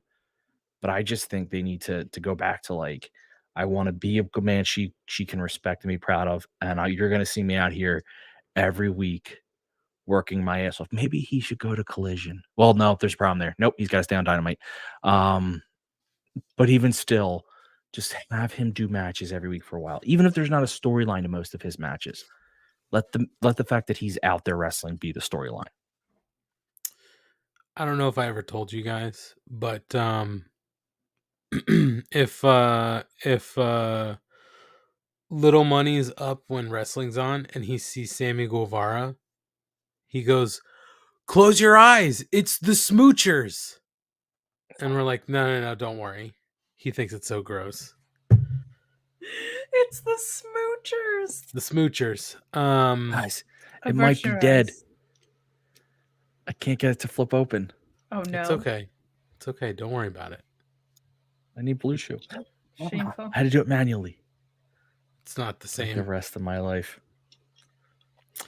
Moving on, they go to commercial, but before the match, we do get the promo from Sonata, where he issues an open challenge for the IWGP World Heavyweight Championship for Forbidden Door. We talked about that in hour one, but this is where we get the initial challenge. We'll come to that a little bit later. And then we go into Darby Allin, Keith Lee, Orange Cassidy, and Trent? No. Who's Wait, the what did fourth? we say? It's Darby Allin, Keith Lee, Orange Cassidy, and... Do it, Ryan. I don't do it. I just go along with you. Do it. Why do I always gotta do it? Sting. Oh God, it's Sting. Ryan's was terrible. Jesus. It's so bad. I knew no matter what It's way I so did it, you were bad. going to call it terrible, so I went with my interpretation. versus the Mogul Embassy. That's Bishop, Khan, Brian Cage, Swerve, and Toleona. This match just was a car crash, and that's not in a bad way. It just bodies everywhere, people going all over. A lot of issues in this match, right? So we have Keith Lee and Swerve, and we've got two Hosses and Cage, and Keith Lee. We've got problems between Swerve and Orange Cassidy. So it was just stuff going on everywhere. And at the end, it is Darby Allin, Keith Lee, Orange Cassidy, and Kate, if you'd like to correct us. It's Sting! Winning by pinfall. Winning by pinfall with a Scorpion Death Drop from Sting on Brian Cage. And then we move on, but we'll move on momentarily here. Nobody. That's who. That's what he told me when I saw him at... where did I see him? At Rampage? Rampage, yep. Right? He came out and I said, who better? And he goes, nobody. That's who. And I said, you know it. All right, Ryan, what'd you think of the match? You're a Sting mark. It was fun. That's what I'm going to say for this match. The no was weird. What is that? I'm very curious. Though, would I laugh to find out it was just a weird production thing that happened by accident? I don't think so, but it would still be very, very funny. I think it's not. I think it was intentional. Let me see. I do too, but I just think it'd be really funny if it wasn't. Like I said, it was just a fun match. It met my expectations, I guess, because the match didn't make a whole lot of sense if you look at the people involved. Like, you have like a bunch of weird stories crossing over, and I didn't understand why. But I enjoyed it for what it was. I mean, I don't want to trash. I had fun watching it. It's not going to win any awards, but and listen, anytime at this point I see Sting wrestle, I'm so happy that it just overshadows everything else. So the no card did flash up. I don't have anything on it. I know Kate's looking into it. My initial thoughts was perhaps something with the House of Black, but I don't know who they'd be saying no to, because there's no sort of established trio here, except for Brian Cage and Toleona and Bishop Khan. So I have no idea. Dalton and the boys. Could be. The no on the screen for a moment on AEW wasn't a distributor or a cable error. It happened on all the broadcasts. So it sounds like it was on purpose. So we'll see what comes of that. But Kate, what did you think of the match? I just don't understand why Orange Cassidy's best friends aren't his best friends. But I thought the match was really good. Yeah, it's interesting. They sort of come and go now. You know what I mean? Like, one week they're together, then they're not. But that's not how best friends are. That's how some friends are, but best friends? Well, I don't know. I support my best friend in all things. I think it's good for Orange Cassidy to have more than just two best friends. Well, you have Danhausen too. Danhausen? He doesn't need them. He's won 1 million matches in a row. With a bad hand. With a bad hand. And a bad back. I don't know. But I thought the match was really fun. It's a good collection of fellers. And like a car crash is a good way to describe this. This was a blast in all the right ways. It's fun. I'm very intrigued to see what happens with Orange Cassidy. Like I'm guessing the international title is going to be a Collision thing, and get dropped there just because it feels like that's a really good title to have on a Saturday show, like one that's defended a bunch. But I don't know. He could lose it to Zack Sabre Jr. in 2 weeks. Who knows? Like this is a wild little ride. Fantasy booking what you want to happen. I don't want that to happen. And we'll talk about that. We do see Orange Cassidy later, so we can dig into it in a little bit. But we do get Renee Paquette interviewing the Ass Boys backstage, and she asks them about this alliance with the Bang Bang Gang, and they said they have no idea about any alliance with Juice Robinson and somebody else. I can't remember. Kate, who's the guy who leads? I got you covered. Yeah. I checked my notes. Okay. The leader of this is actually Switchblade Jay White. It's not Switchcomb? It is not. It is, in fact, Switchblade Beat you. Jay Comb. You jumped the gun. Well, I can't shut it all the way or won't reopen. BlueChew.com, man, if you're jumping the gun when you're trying to switch They're out. not a sponsor. No. Quiet until they start paying You us. have offered sponsorships to plenty of things that weren't our sponsor. No. They go to everybody but us. Come on. They should know where their bread is buttered. I'm going bigger than Well, Ant's never really pitched a sponsor before. He's just told us about several products that he enjoys. That's right. Independently. Like wrestling. Yeah, nor have I needed the other product, if you get what I'm saying.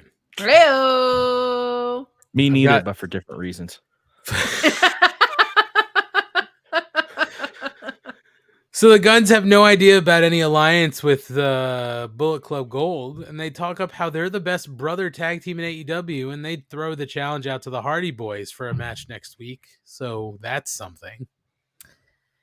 It is a thing that's gonna happen between a team that is not great anymore and a team that has never been great. Tune in for mediocrity. Well, we'll see what happens.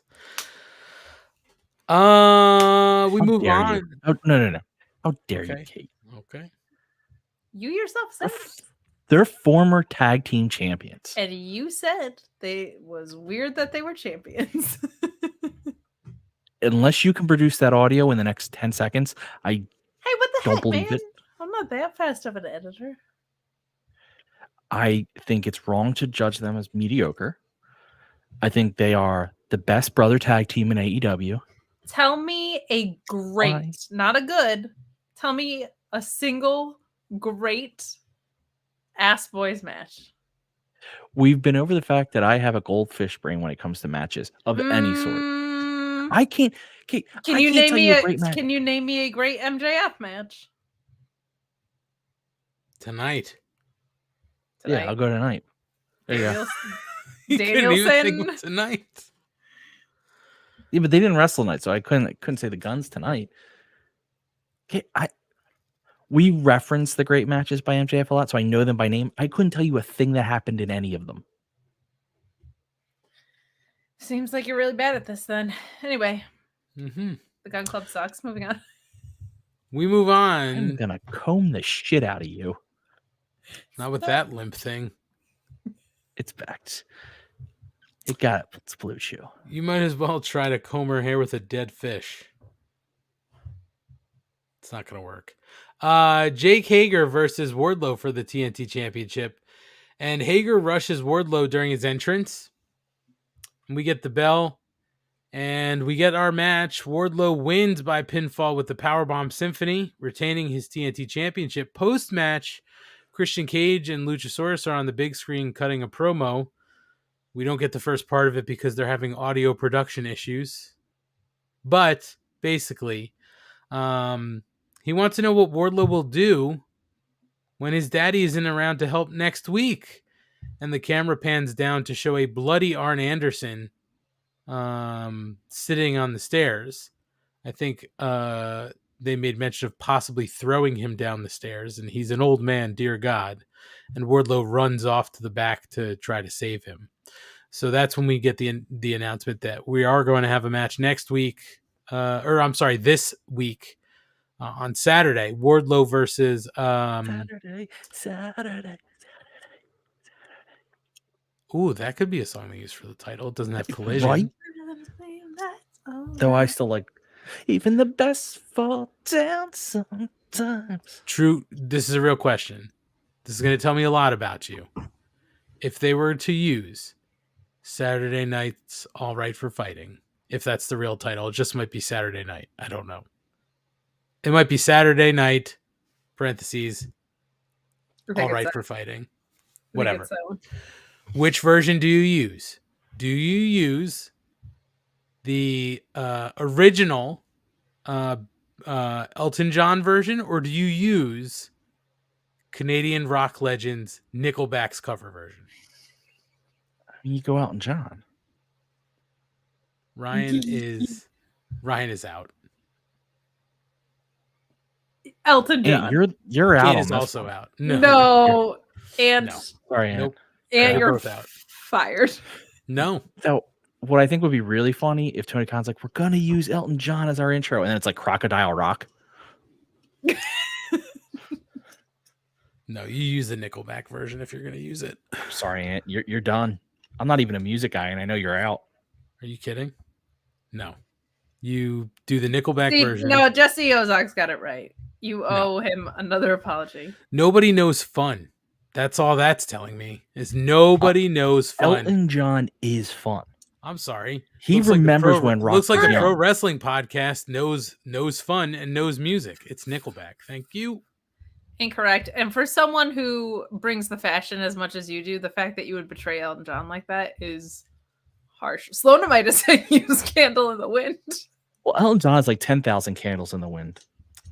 Pour one out for little Sebastian. Bye, bye, little Sebastian. So, Schlong, what do you think about the Wardlow match and the post match?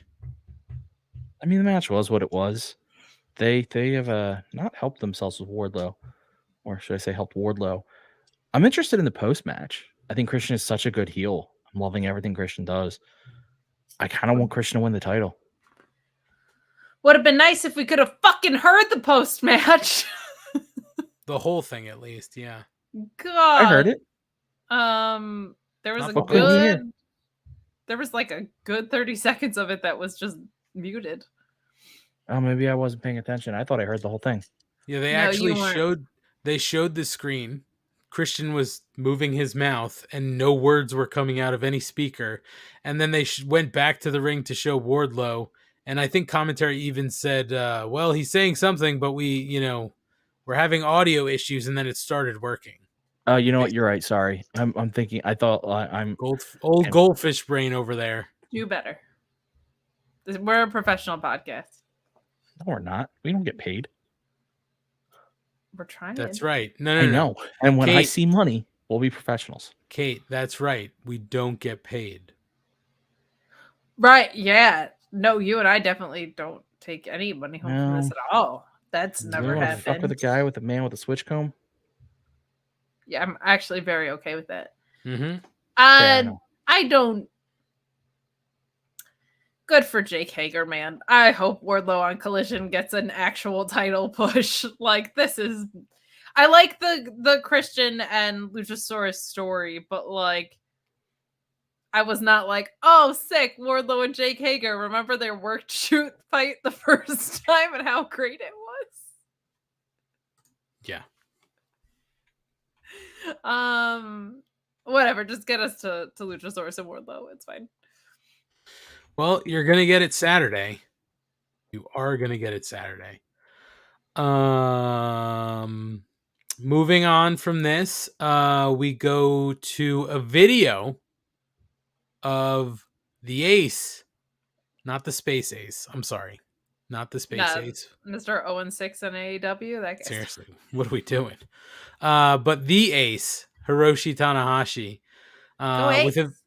with a video challenge to MJF for a title match at Forbidden Door.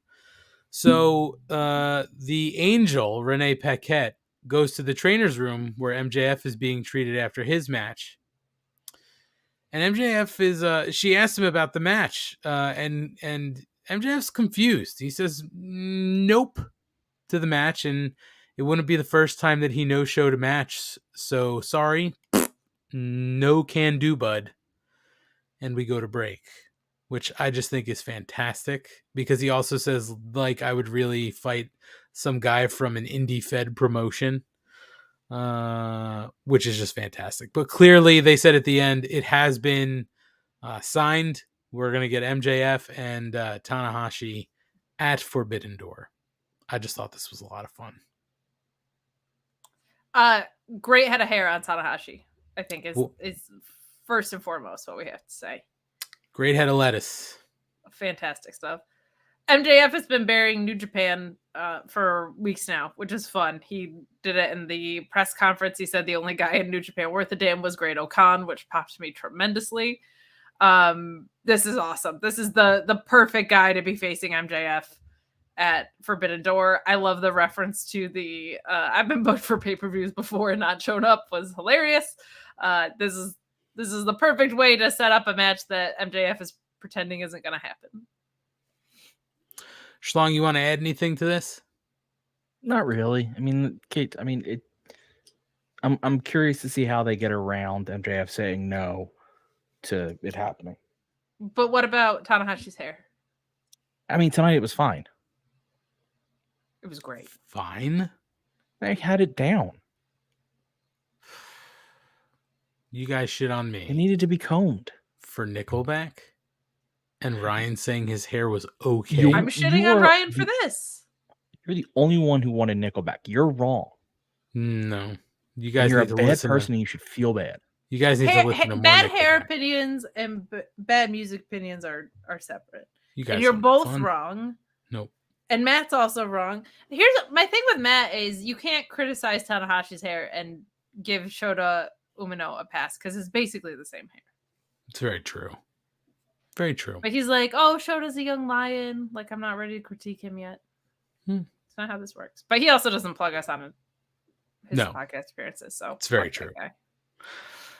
Back from commercial, we get the goddess Renee again interviewing Orange Cassidy backstage. And he says, right about now, somebody's going to walk in and challenge him for the International Championship. And what do you know? Zack Sabre Jr., not Senior, rolls up and says he'd like to be a double champion. But Daniel Garcia comes in asking after looking for Shibata. Where's your boy Shibata? And Orange says he's not here, but he has an idea to book a tag match, Orange and Shibata versus Zack Sabre Jr. and Danny Garcia. And that's set. And I think Danny Garcia goes to like high five or fist bump Zack Sabre Jr. and he says something like, pull it back, Danny, or something like that. It was very funny. ZSJ is very funny. Oh, he's the best. That should be a lot of fun. Am in on the idea of Zack Sabre Jr. and Daniel Garcia being on the same side of the ring together against Orange Cassidy and Shibata. Holy shit. I am very excited for that match. Will be fun. We then move on to the women's match of the night, Sky Blue versus Toni Storm for the Women's World Championship. Remember, Sky Blue won her shot on Rampage, her first television win. Unfortunately, that would be her only television win to date because Toni Storm wins by submission with the Cloverleaf, retaining the Women's World Championship. Post-match, the Outcasts are able to smother and beat down Sky until Willow Nightingale makes the save. And that sort of sets up the match for Collision, where we'll get Willow and Sky Blue versus the Outcasts. Now, they also had what I thought was fun was they had a picture of Saraya on like a cardboard sign. And I think commentary was playing this up. I don't know what the real reason was. It was probably a scheduling, thing. She wasn't going to be there. But the best part is that I think commentary said she stated she would never step foot in the nation's capital since she's from England. So that's how they kept her away. I thought that was a lot of fun. I didn't necessarily have a problem with this match. They think a lot of Sky Blue to put her in there with the champion, and Sky Blue was able to get in a good amount of offense. This wasn't a straight squash. The Outcasts had to win with some sneaky shenanigans. So, Kate, you are our resident women's wrestling critic. Did you see this match, or were you making chicken nuggets or something like that? Both, actually. I had it on my phone while I was prepping my chicken nuggets. Got it. Toni Storm's real good. Like, Sky Blue looked good in this, but like Toni Storm really helped her look real good in this. I wish Like we weren't back to the death slot trope because most of this match was picture in picture. But match was perfectly fine. This angle is just taking for fucking ever. So like I like it, and there's not anything wrong with it from necessarily like a criticism standpoint. And we obviously had a bit of an audible with our champion, right? It certainly feels like they're probably setting up Sky Blue to get the win in a blood and guts match, like that she'd be the one to get the pin. Which I kind of figured when she was constantly losing, that would be where we were going, would be like her big moment would be getting the blood and guts match pin. But she looked perfectly fine here. I think Toni Storm is a really, really good wrestler in her versatility, especially. And this was perfectly serviceable. I feel like Sky Blue having blue in her hair is a little on the nose, but other than that. And blue gear. And blue gear. Like the sky, you see. Oh, yeah, but it should be sky blue.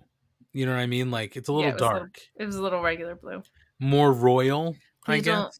Please don't say, like, it was a little dark. Because Ryan will get real sad about AEW Dark being gone. Well, Ryan is also a mark for when he would see sky blue on dark and dark elevation. So, Ryan, what did you think here? I will remember you. Will you remember me? All right, commentary on the match, please. No, fuck you. I mean, it was a good match. I think Sky Blue looked good. She showed up. I don't think she looked out of place. They're clearly trying to develop some of the young talent. I'm glad to see that. They need to work on her character a bit. But overall, I thought this was a nice showing for her. What I really liked was Willow at the end. Willow! The pop she got when she came out. Place loved it. I think she's really going to be a megastar, especially now after winning the belt over, in New Japan Strong. I think she's going to be a player. Do either of you guys think that Sky Blue blew herself? Like she blew her load? Well, did anybody ever watch Arrested Development? She's blue. I did not watch that show. I did. No, she didn't make herself completely blue, but she's blue. Da ba dee ba ba da. Did you guys watch her on RJ City's show? Yes, I do know that she tried to light somebody on fire. Yeah, they got to lean into that. She could mix tag with Gas Can Eddie. You know what? He brings the gas. She brings the matches. Listen to me, Sky Blue. All right, you young, impressionable gal. You go anywhere near gasoline-wielding Eddie Kingston, I will find you. And if you think you got excommunicated from the church, you're going to be excommunicated from Earth. Whoa. Hands off my man. And then I know I killed him in FMK earlier, but still. Yeah, I mean, seriously, you gave him up. You sold him out. Yeah, because I thought he was dead, not running around with some. Oh, if you what does Athena?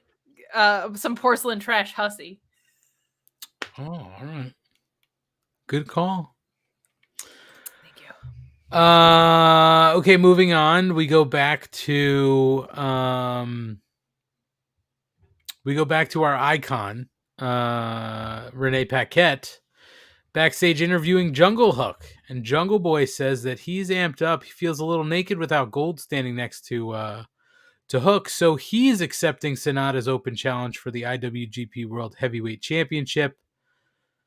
And he says to Hook that he's not just his tag team partner, but his best friend, which in my case was awful quick, but whatever Jungle Boy needs. He says, they were hookers before together. Jungle I Hook's guess reunited, but they were a thing before. Very briefly. It's very quick to throw the best friend tag out there, if you're asking me. But so heelish, so fucking heelish. It was amazing. Jungle Boy does say that it would mean the world to him if Hook had his back at Forbidden Door, and Hook fist bumps it to make it so. So we will have Hook in Jungle Boy's corner for that match, and that match should be a lot of fun. The crowd audibly went, "Aw!" They did. He did. It was awesome. It was the cutest thing in the world. was like a whole arena of people just collectively went, aw, and a guy called another guy his best friend. It's true. It was adorable. Brian Danielson makes his entrance to join commentary for the main event. We got our hype up to Forbidden Door. We covered what's announced so far for Forbidden Door in the first hour, so you can go back and hear that. They also preview the Collision card that we did in the first hour as well, so you can go back and listen to that. So, And Ant, then- what time would you say it was then? Then it would be time for the main event. Thank you. Do you know I also have to do that in this house now? I love that for you. It's a request now. Ant, Somebody will go. When are you doing this? Whenever a freshly turned 6-year-old child says, okay. "Dad, what time is it?" And I have That's to adorable. respond, "It's time for the main event." Usually, it's when he's getting ready to take a shower. That tracks. That You know, tracks. it is what it is. Makes Did sense. Did he ever recover his jean jacket? He did not, but we got him a new one for his birthday. Nice. And he's also put some pins on it, so he's looking all stylish. Ooh. Got a big Minecraft pin on his one pocket, and then on the lapels, he's got a couple of Pokemon. Very nice. He's got to catch them all.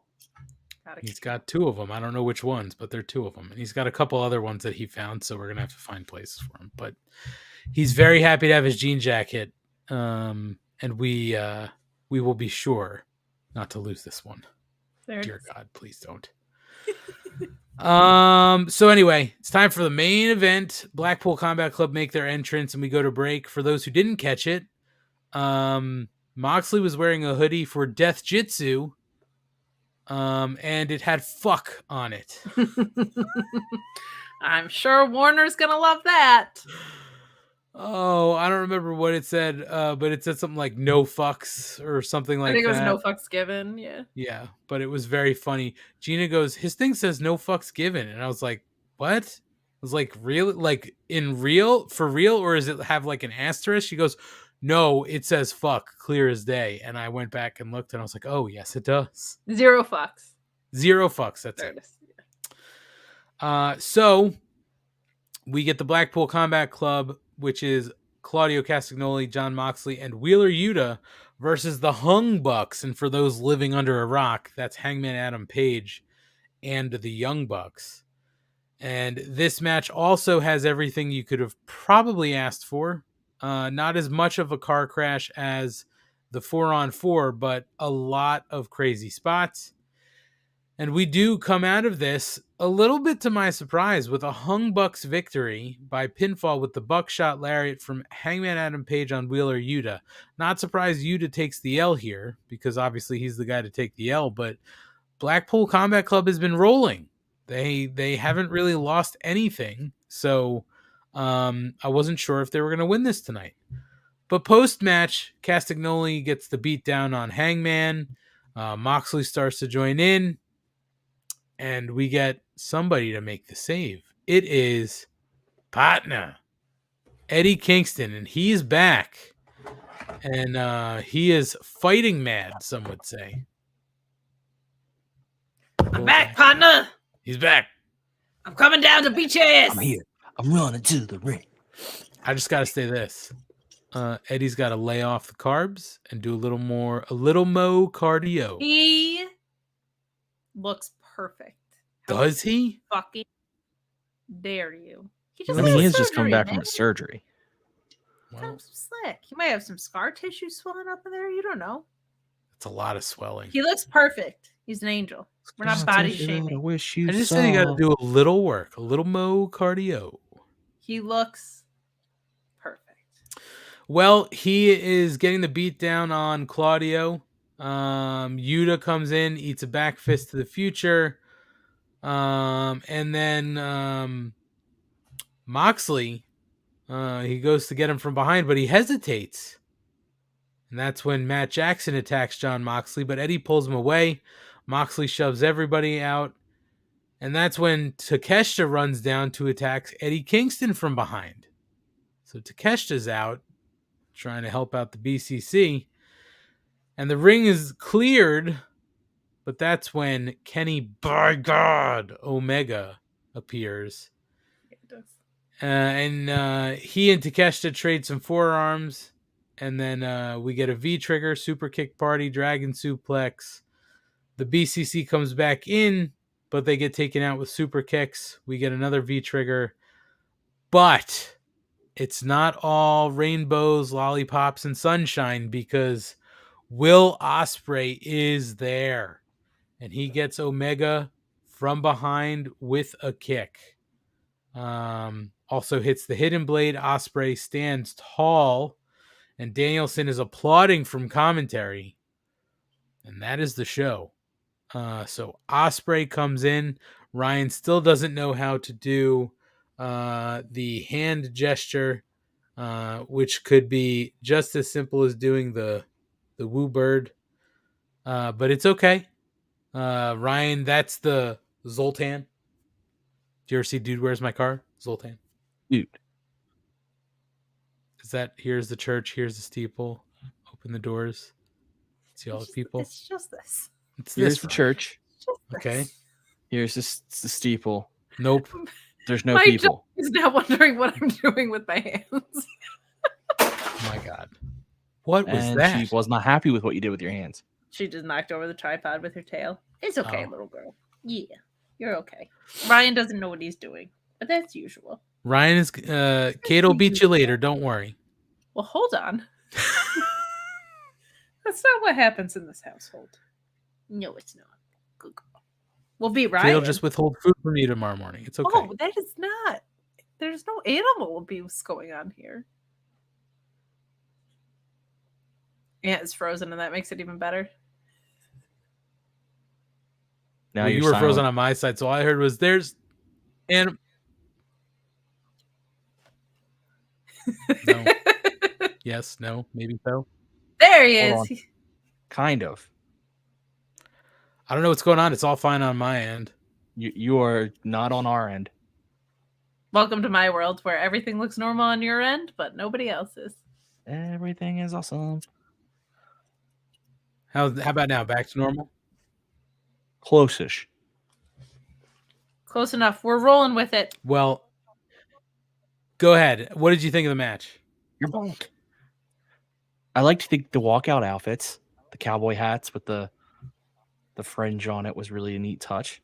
I liked that they gave the Elite the win. I think they needed the win here because you have to make the seem even. If you make it seem, if the BCC pulls out too many wins in a row, then it's what's the point of this feud? Eddie Kingston coming out was highly unexpected, though so fucking logical because the last person he was feuding with before he got his surgery was Claudio. Then to have Will Ospreay show up was like, what the fuck? And again, so damn logical. So the nice thing is you had two surprises and both made a shit ton of sense. And that is a good old-fashioned good time. It's French frying when you should French fry. It's pizzaing when you should pizza. You're going to have a good time. That's it. Shout out to Will Ospreay for rocking the gray sweats. Just giving the people what they want. Particularly the girls and the gays. I thought this was great. Obviously, I'm a big old Eddie Mark, so I'm gonna be very happy to see him back. Also, just makes me happy that he's cleared to an extent before Forbidden Door. That guy loves Japanese wrestling, so for him to be able to participate in this pay-per-view, hopefully, would be fantastic. Obviously, knew he was close because he's announced for the G1. Right, we got that C block. Everything is good in Eddie Kingston world. Made me happy, Patna. And I liked commentary leaning into how close he is with Mox, but how much he hates Claudio because they're on the same side of things, right? So that's just an interesting dynamic. Kenny Omega, when he does not have vertigo and every part of his body broken, he looks great. Like his physique wise, like he just looked really fit today, like very, very trim and like me. Like you, yeah. Like very well in shape, great abs. Six Yeah, I get pack, it. showing it off as you usually do. Kenny Yeah, Omega I was get it. like, I was gonna rock a solid colored t-shirt, but that's Ryan's thing, so I'm just gonna go. But like it's just good. He looks very, very healthy. Like it makes me happy for him because he was so hurt for so long in so many different ways. And he's gonna want to be healthy facing Will Ospreay 3 times in the first 6 months of the year or 8 months of the year, whatever. So very happy. Like this is a nice logical little build. I think it's kind of fun. Everybody assumed Ibushi, and I think we're still going to get Ibushi, but like having Eddie come out is a fun little pop here. I like that idea. And Takeshita being used the way he's going to be used is a whole bunch of fun too. So this made sense. I do feel like giving some beats in between might be good. Like, and I think that'll fill in with Collision, but it's like, we don't need to see these guys fight each other every week. We don't need to see these guys even on TV every week. Like, this is such a heated feud. Take your foot off the gas is good. I know, yeah, last week we only had like an appearance, but it's just that thing of like, if you're trying to escalate from anarchy in the arena, a lot of regular matches in between isn't going to do a ton. This had a lot of surprises at the end, so it's good, but just like, let's not oversaturate. Let's stick the landing on this fun little story because it's great. So, loved it. Really fun way to go home. Also explains why MJF and Adam Cole opened the show, right? Like, Sure. I think these surprises are your go home shot. That's a lot of fun. It was also interesting to me during the melee at the end that Moxley looked like he had no problem fighting Eddie. Yeah, I liked that because he's a heel. He should. Right. Moxley also doing heelish stuff during the match, like giving the fans the finger. So rude. So rude. So rude. And his wife is so pleasant. I know. She's an angel. The goddess. She's everything. She is everything. That is good. She's every woman. They're all in. She's the alpha, but not the omega, because there's only one, and it's Kenny by God Omega. Yeah, and she's not a by God. That's true. Either way, you know her sexual orientation. I think I do. Well, you know part of it. You don't know if there's another half. Well, wouldn't it be her preference, not her orientation? Yeah, Ryan. Oh, is it an orientation? Oh my God. Why do we Happy do that? Pride? I don't know where we're going. I'm doing wordplay here. Okay? Oh man. So a lot of fun. I thought this episode of Dynamite was a lot of fun. A lot of good surprises building up to Forbidden Door. We've still got another week, so we will see what's going to happen. But I do know this, getting into some other news and notes. There is the possibility, obviously, that we're going to get Kenta versus Punk. It's sort of been reported that there are discussions going on between AEW and New Japan that Kenta and Punk take place in Toronto. So we'll see what happens. But Kenta did go out there and say, tell Tony Khan to give me the bag. So Kenta wants it to happen. I think a lot of people want it to happen. I think last year Kenta was calling out Punk, but then, it didn't happen.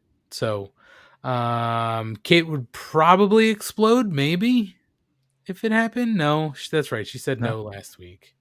I wouldn't. It's not like I would be mad about it. It just wouldn't be my top choice. But they'll probably do it. They'll pull off a really great match. There'll be like 3 GTSs per guy. It'll be a lot of fun.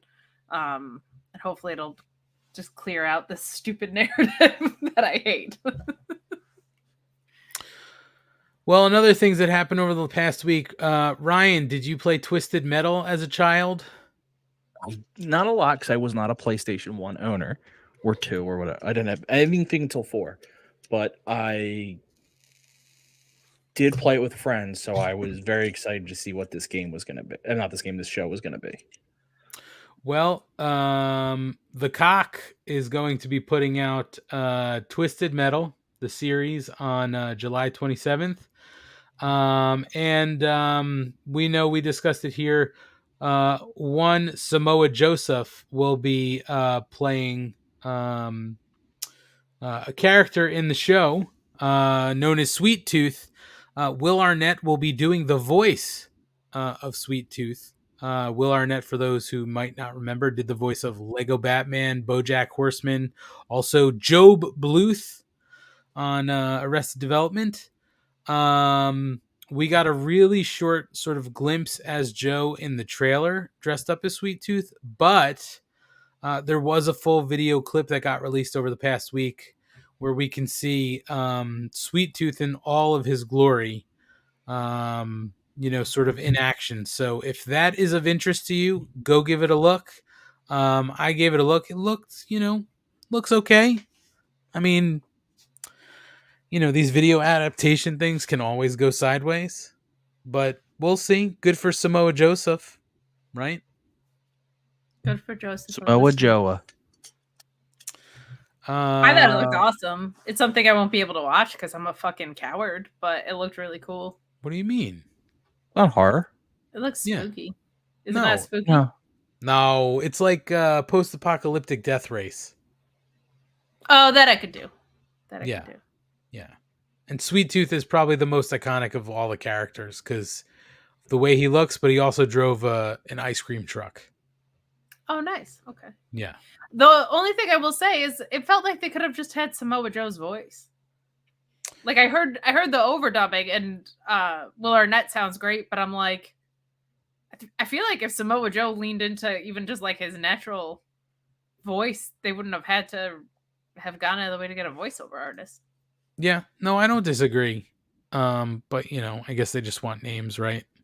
More people are going to know Will Arnett than Samoa Joseph.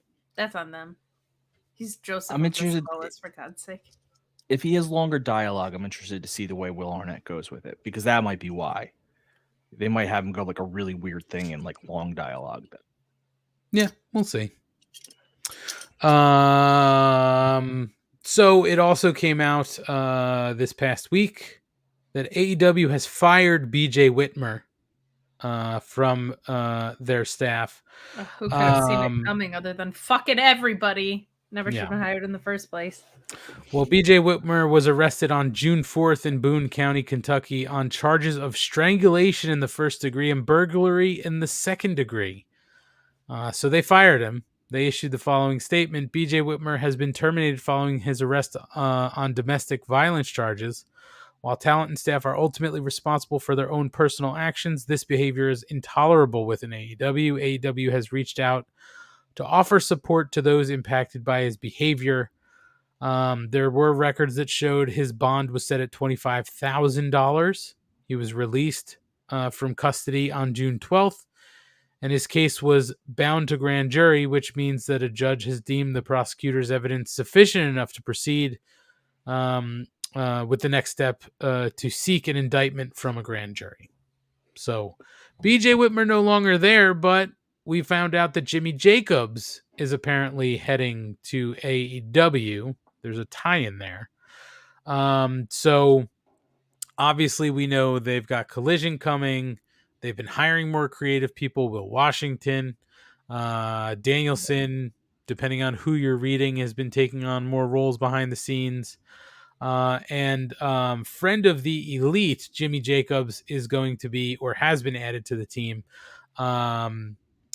He was apparently backstage tonight in DC for Dynamite. And he left Impact, where he'd been a member of their creative team since 2017, to join AEW as a producer. That's the word. So he was a writer for the WWE, then joined Impact Wrestling. He was credited with working closely with another friend of his, Chris Owens, on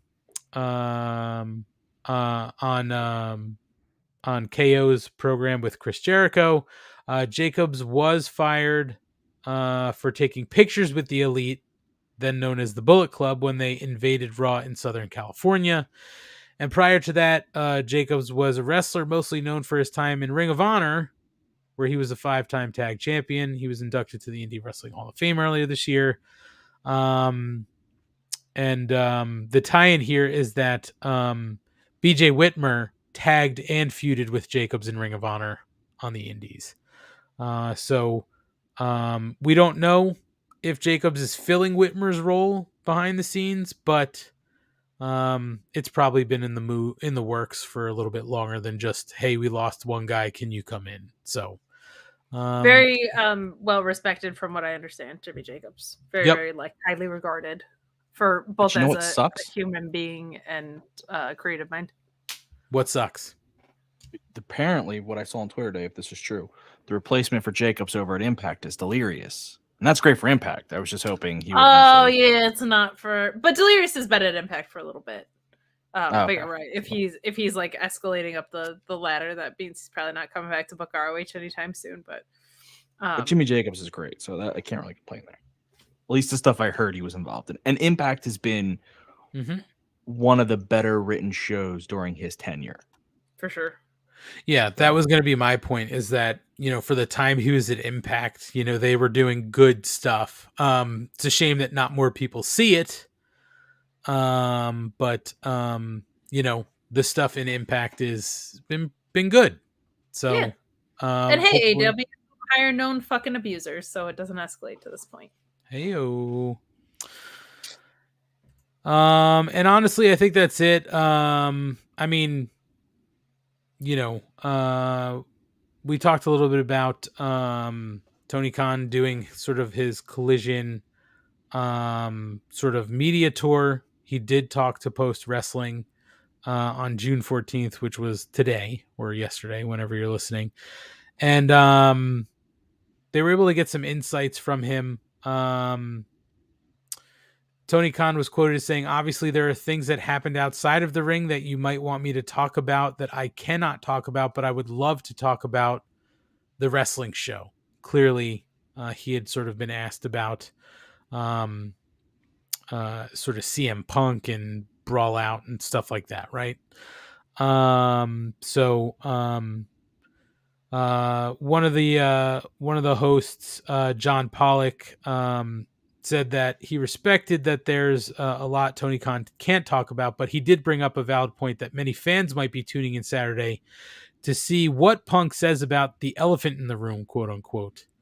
And Khan responded that the audience would hear from Punk, but he transitioned to talking about future storylines and matches. So, again, Punk's saying he's got a lot of stuff to get off his chest. Who knows what he'll talk about? I assume he is not going to go too deep, but it looks like Tony Khan had a bunch of stuff to say about storylines and different, the deals that they've got sort of going on. So if that's something that interests you, you can certainly check that out. Again, that was with John Pollock and Brandon Thurston with Post Wrestling. So they do great work. Movies out there. Brandon Thurston especially is fantastic. What do you got against John Pollock? Nothing. I just know Brandon's work better. He's also with WrestleNomics and does just a phenomenal job if you're interested in the industry side of wrestling, like the numbers breakdowns and stuff, all the stuff that people are idiots about like ratings. He has like very, very, very good, thorough, deep dive information over there. So shout out to Brandon Thurston. I'm just messing, kid. I'm not really familiar with it. Fuck John Pollock. No. Whoa. JK. Schlong, nothing in the news and notes, but Fight Forever is coming out rather soon. I think like 2 weeks. Did you, are you in on it? Yeah. I haven't pre-ordered yet just because I've been lazy, but yeah, I'm absolutely 100% pre-ordering it within the next few days.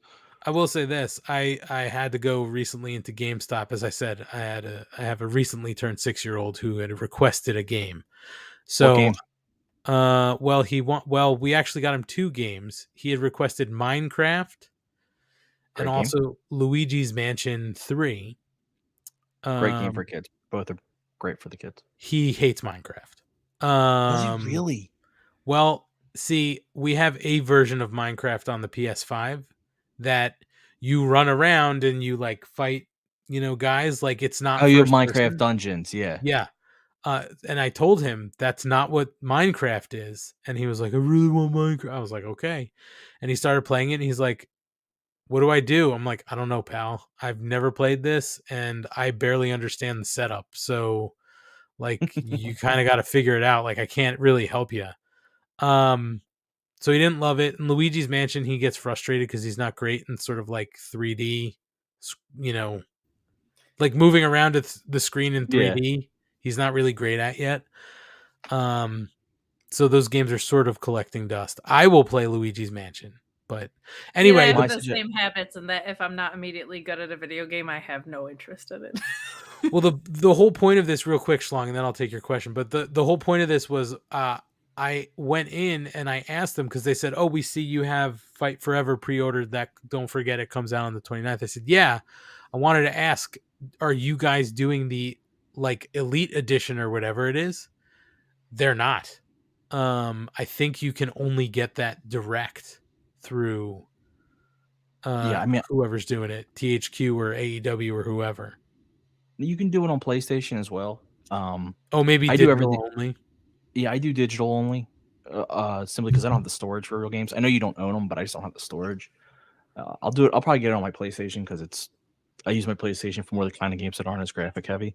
I would say with the way I got my nephews into video games, and the way I got them into Minecraft was a good one because I knew it wouldn't offend anyone. But the way I got them into it was by playing with them. Like they found it because I would just do stupid, silly things and they would love it. So that's just my one piece of advice there. Fuck you, Kate. It is not something that I'm into. So like I was watching him just try to navigate and I was like, this looks like it sucks. I enjoy it, but that's because it's mindless. See, Mrs. Money plays Animal Crossing and he asked to play that. And he's, of course, a game we already have. That's like all he's playing now. So it's like, okay, I burned $80 for. No, if Mrs. Money plays Animal Crossing, she might be able to get into Minecraft and help him there. That's what I said. I was like, you might get into Minecraft, but I don't know if she's that into Minecraft.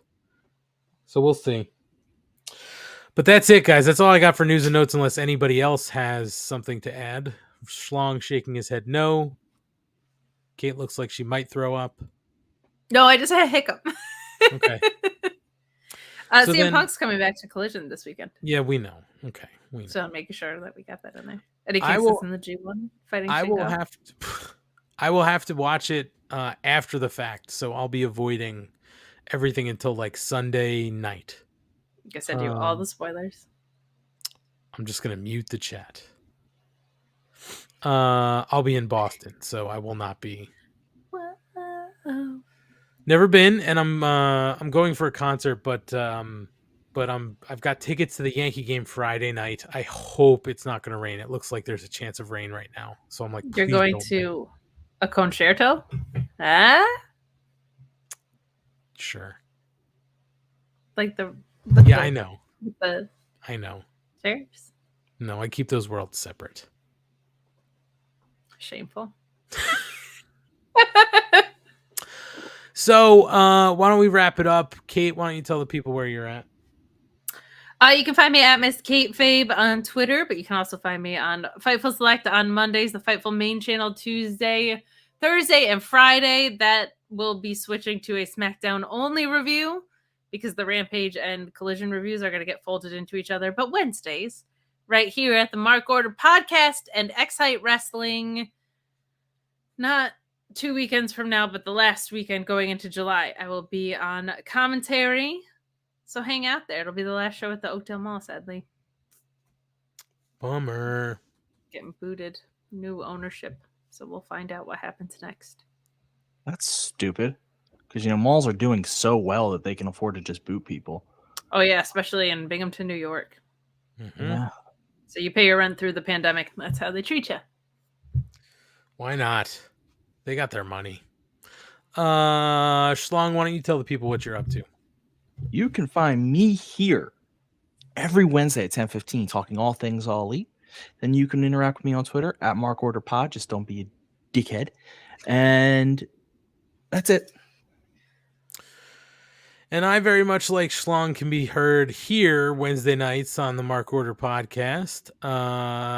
You can find us on all social platforms at Mark Order Pod. As Ryan said, Twitter, Instagram, Facebook, TikTok, YouTube, all over the place. So make sure you go out there, look us up, and give us a follow, give us a subscribe, whatever you can do. That helps us greatly. If you go to one of our social platforms, you can go to our link tree. We have everything linked to make it easy for you. And again, as I've mentioned in the first hour, follows, subscribes, rates, reviews, all of that stuff takes you a couple minutes. Doesn't cost you anything, but it does help us out. The little time it takes you to do that helps us out greatly. So if you can help us out, please do that. I expect it. Kate expects it. She also expects that if you want to get on the wait list for the next wave of stickers, you can also go to that link tree and fill out the brand new form we have. So just click the button to request free stickers, fill out the Google form, and once we get new stickers in, we will send you out some of them for free. We still have version 1, the square one. Version 2, this is my last copy of version 2, which is why I didn't send it out. And we have the brand new version 3 that will be coming in the next batch of stickers. So get your requests in. We'll send out as many as we can, and then we might have to pause it because I can't be running through stickers like crazy. But get them in. We'll get you in the queue, and we will send them out. I sent out like 20 last week. So a bunch of people should be hopefully getting them in the mail. And if you did get stickers and you're listening, send us a picture. Let us know you got your stickers, and we're happy to retweet and share all that kind of stuff. If you'd like to, and Kate says you should, head over to our Pro Wrestling Tee store and get yourself a Mark Order Podcast t-shirt or 2, or collect 4. the whole set. Right. The button or the link is directly in the link tree to make it easy for you, but you can also go directly to prowrestlingtees.com/markorderpod. Or if you're just searching around Pro Wrestling Tees, you can search for Mark Order Podcast. We will pop right up. We've got 4 shirts, 2 front prints, 2 double-sided prints. So pick what you like. And, we thank you for any future orders. Any money you spend there goes directly back into this show. Things like reordering stickers or getting some stuff to do production. It all helps. So we thank you in advance for that. Thanks to everybody watching along live tonight. Don't forget the t-shirts. Thanks for everybody watching along live tonight. We had Mark Quill checking in late. Of course, Jesse Ozog, Cabbage Sensei, 1LT Photo, Sloanamite, Marky Mark Kayfabe, Scott George, Jesse Ozog. I'm saying your name again. I know that. Gordon Post, Jesse Ozog, 3rd time. Pedro, Marky Mark Kayfabe, 2nd time. I don't know why. Sorry. Rob Humphrey, Scott George, 2nd time for you too. Asian Joe, Jesse Ozog, 4th time. You're still number 1 to me, damn it. And everybody else, because I'm not scrolling all the way back through. But thank you for those of you watching along and chatting along live tonight. We see you guys chatting along. We don't get to always read all your responses and stuff like that, but we definitely see you in there, and we think it's awesome you're interacting with each other and making friends in this wrestling community. If you're listening in podcast form, we appreciate you too. We already threw out the please rate, subscribe, review. It helps us out.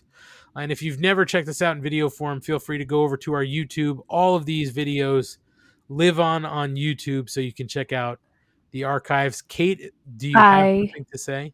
Expect you to check it out in video form, and I also expect you to check it out in podcast form if you're watching this video right now, and give us 5 stars. Please do. Expect it. It's expected. And if you don't, buy a t-shirt or subscribe, rate, review, that means that you don't support somebody. Who is that, Kate? A woman, me, i.e. you don't support women. It's a valid argument. Valid. And as we said earlier, Ryan and Kate will be doing a show for the first episode of Collision. So be sure to stay tuned. we'll chat about that, guys, because I'll set everything up for Saturday, and we'll figure out it's going to be a watch along or it's going to be a post. So, but make sure you check it out to see Kate gush about CM Punk and his return to AEW, as well as all of the other action and thoughts on the very first episode of Collision. And I'm sure I'll have something I want to add when I return on Wednesday night and with the rest of you marks next Wednesday. So, Kate, Ryan, always a pleasure. Back at you, Thank fella. you. Kate's blowing kisses. Been fun. Ryan is combing his beard. Thank you. So tune in next week, and we'll see you here again. Tune in Saturday, and then tune in next week when we'll be back here on the Mark Order Podcast.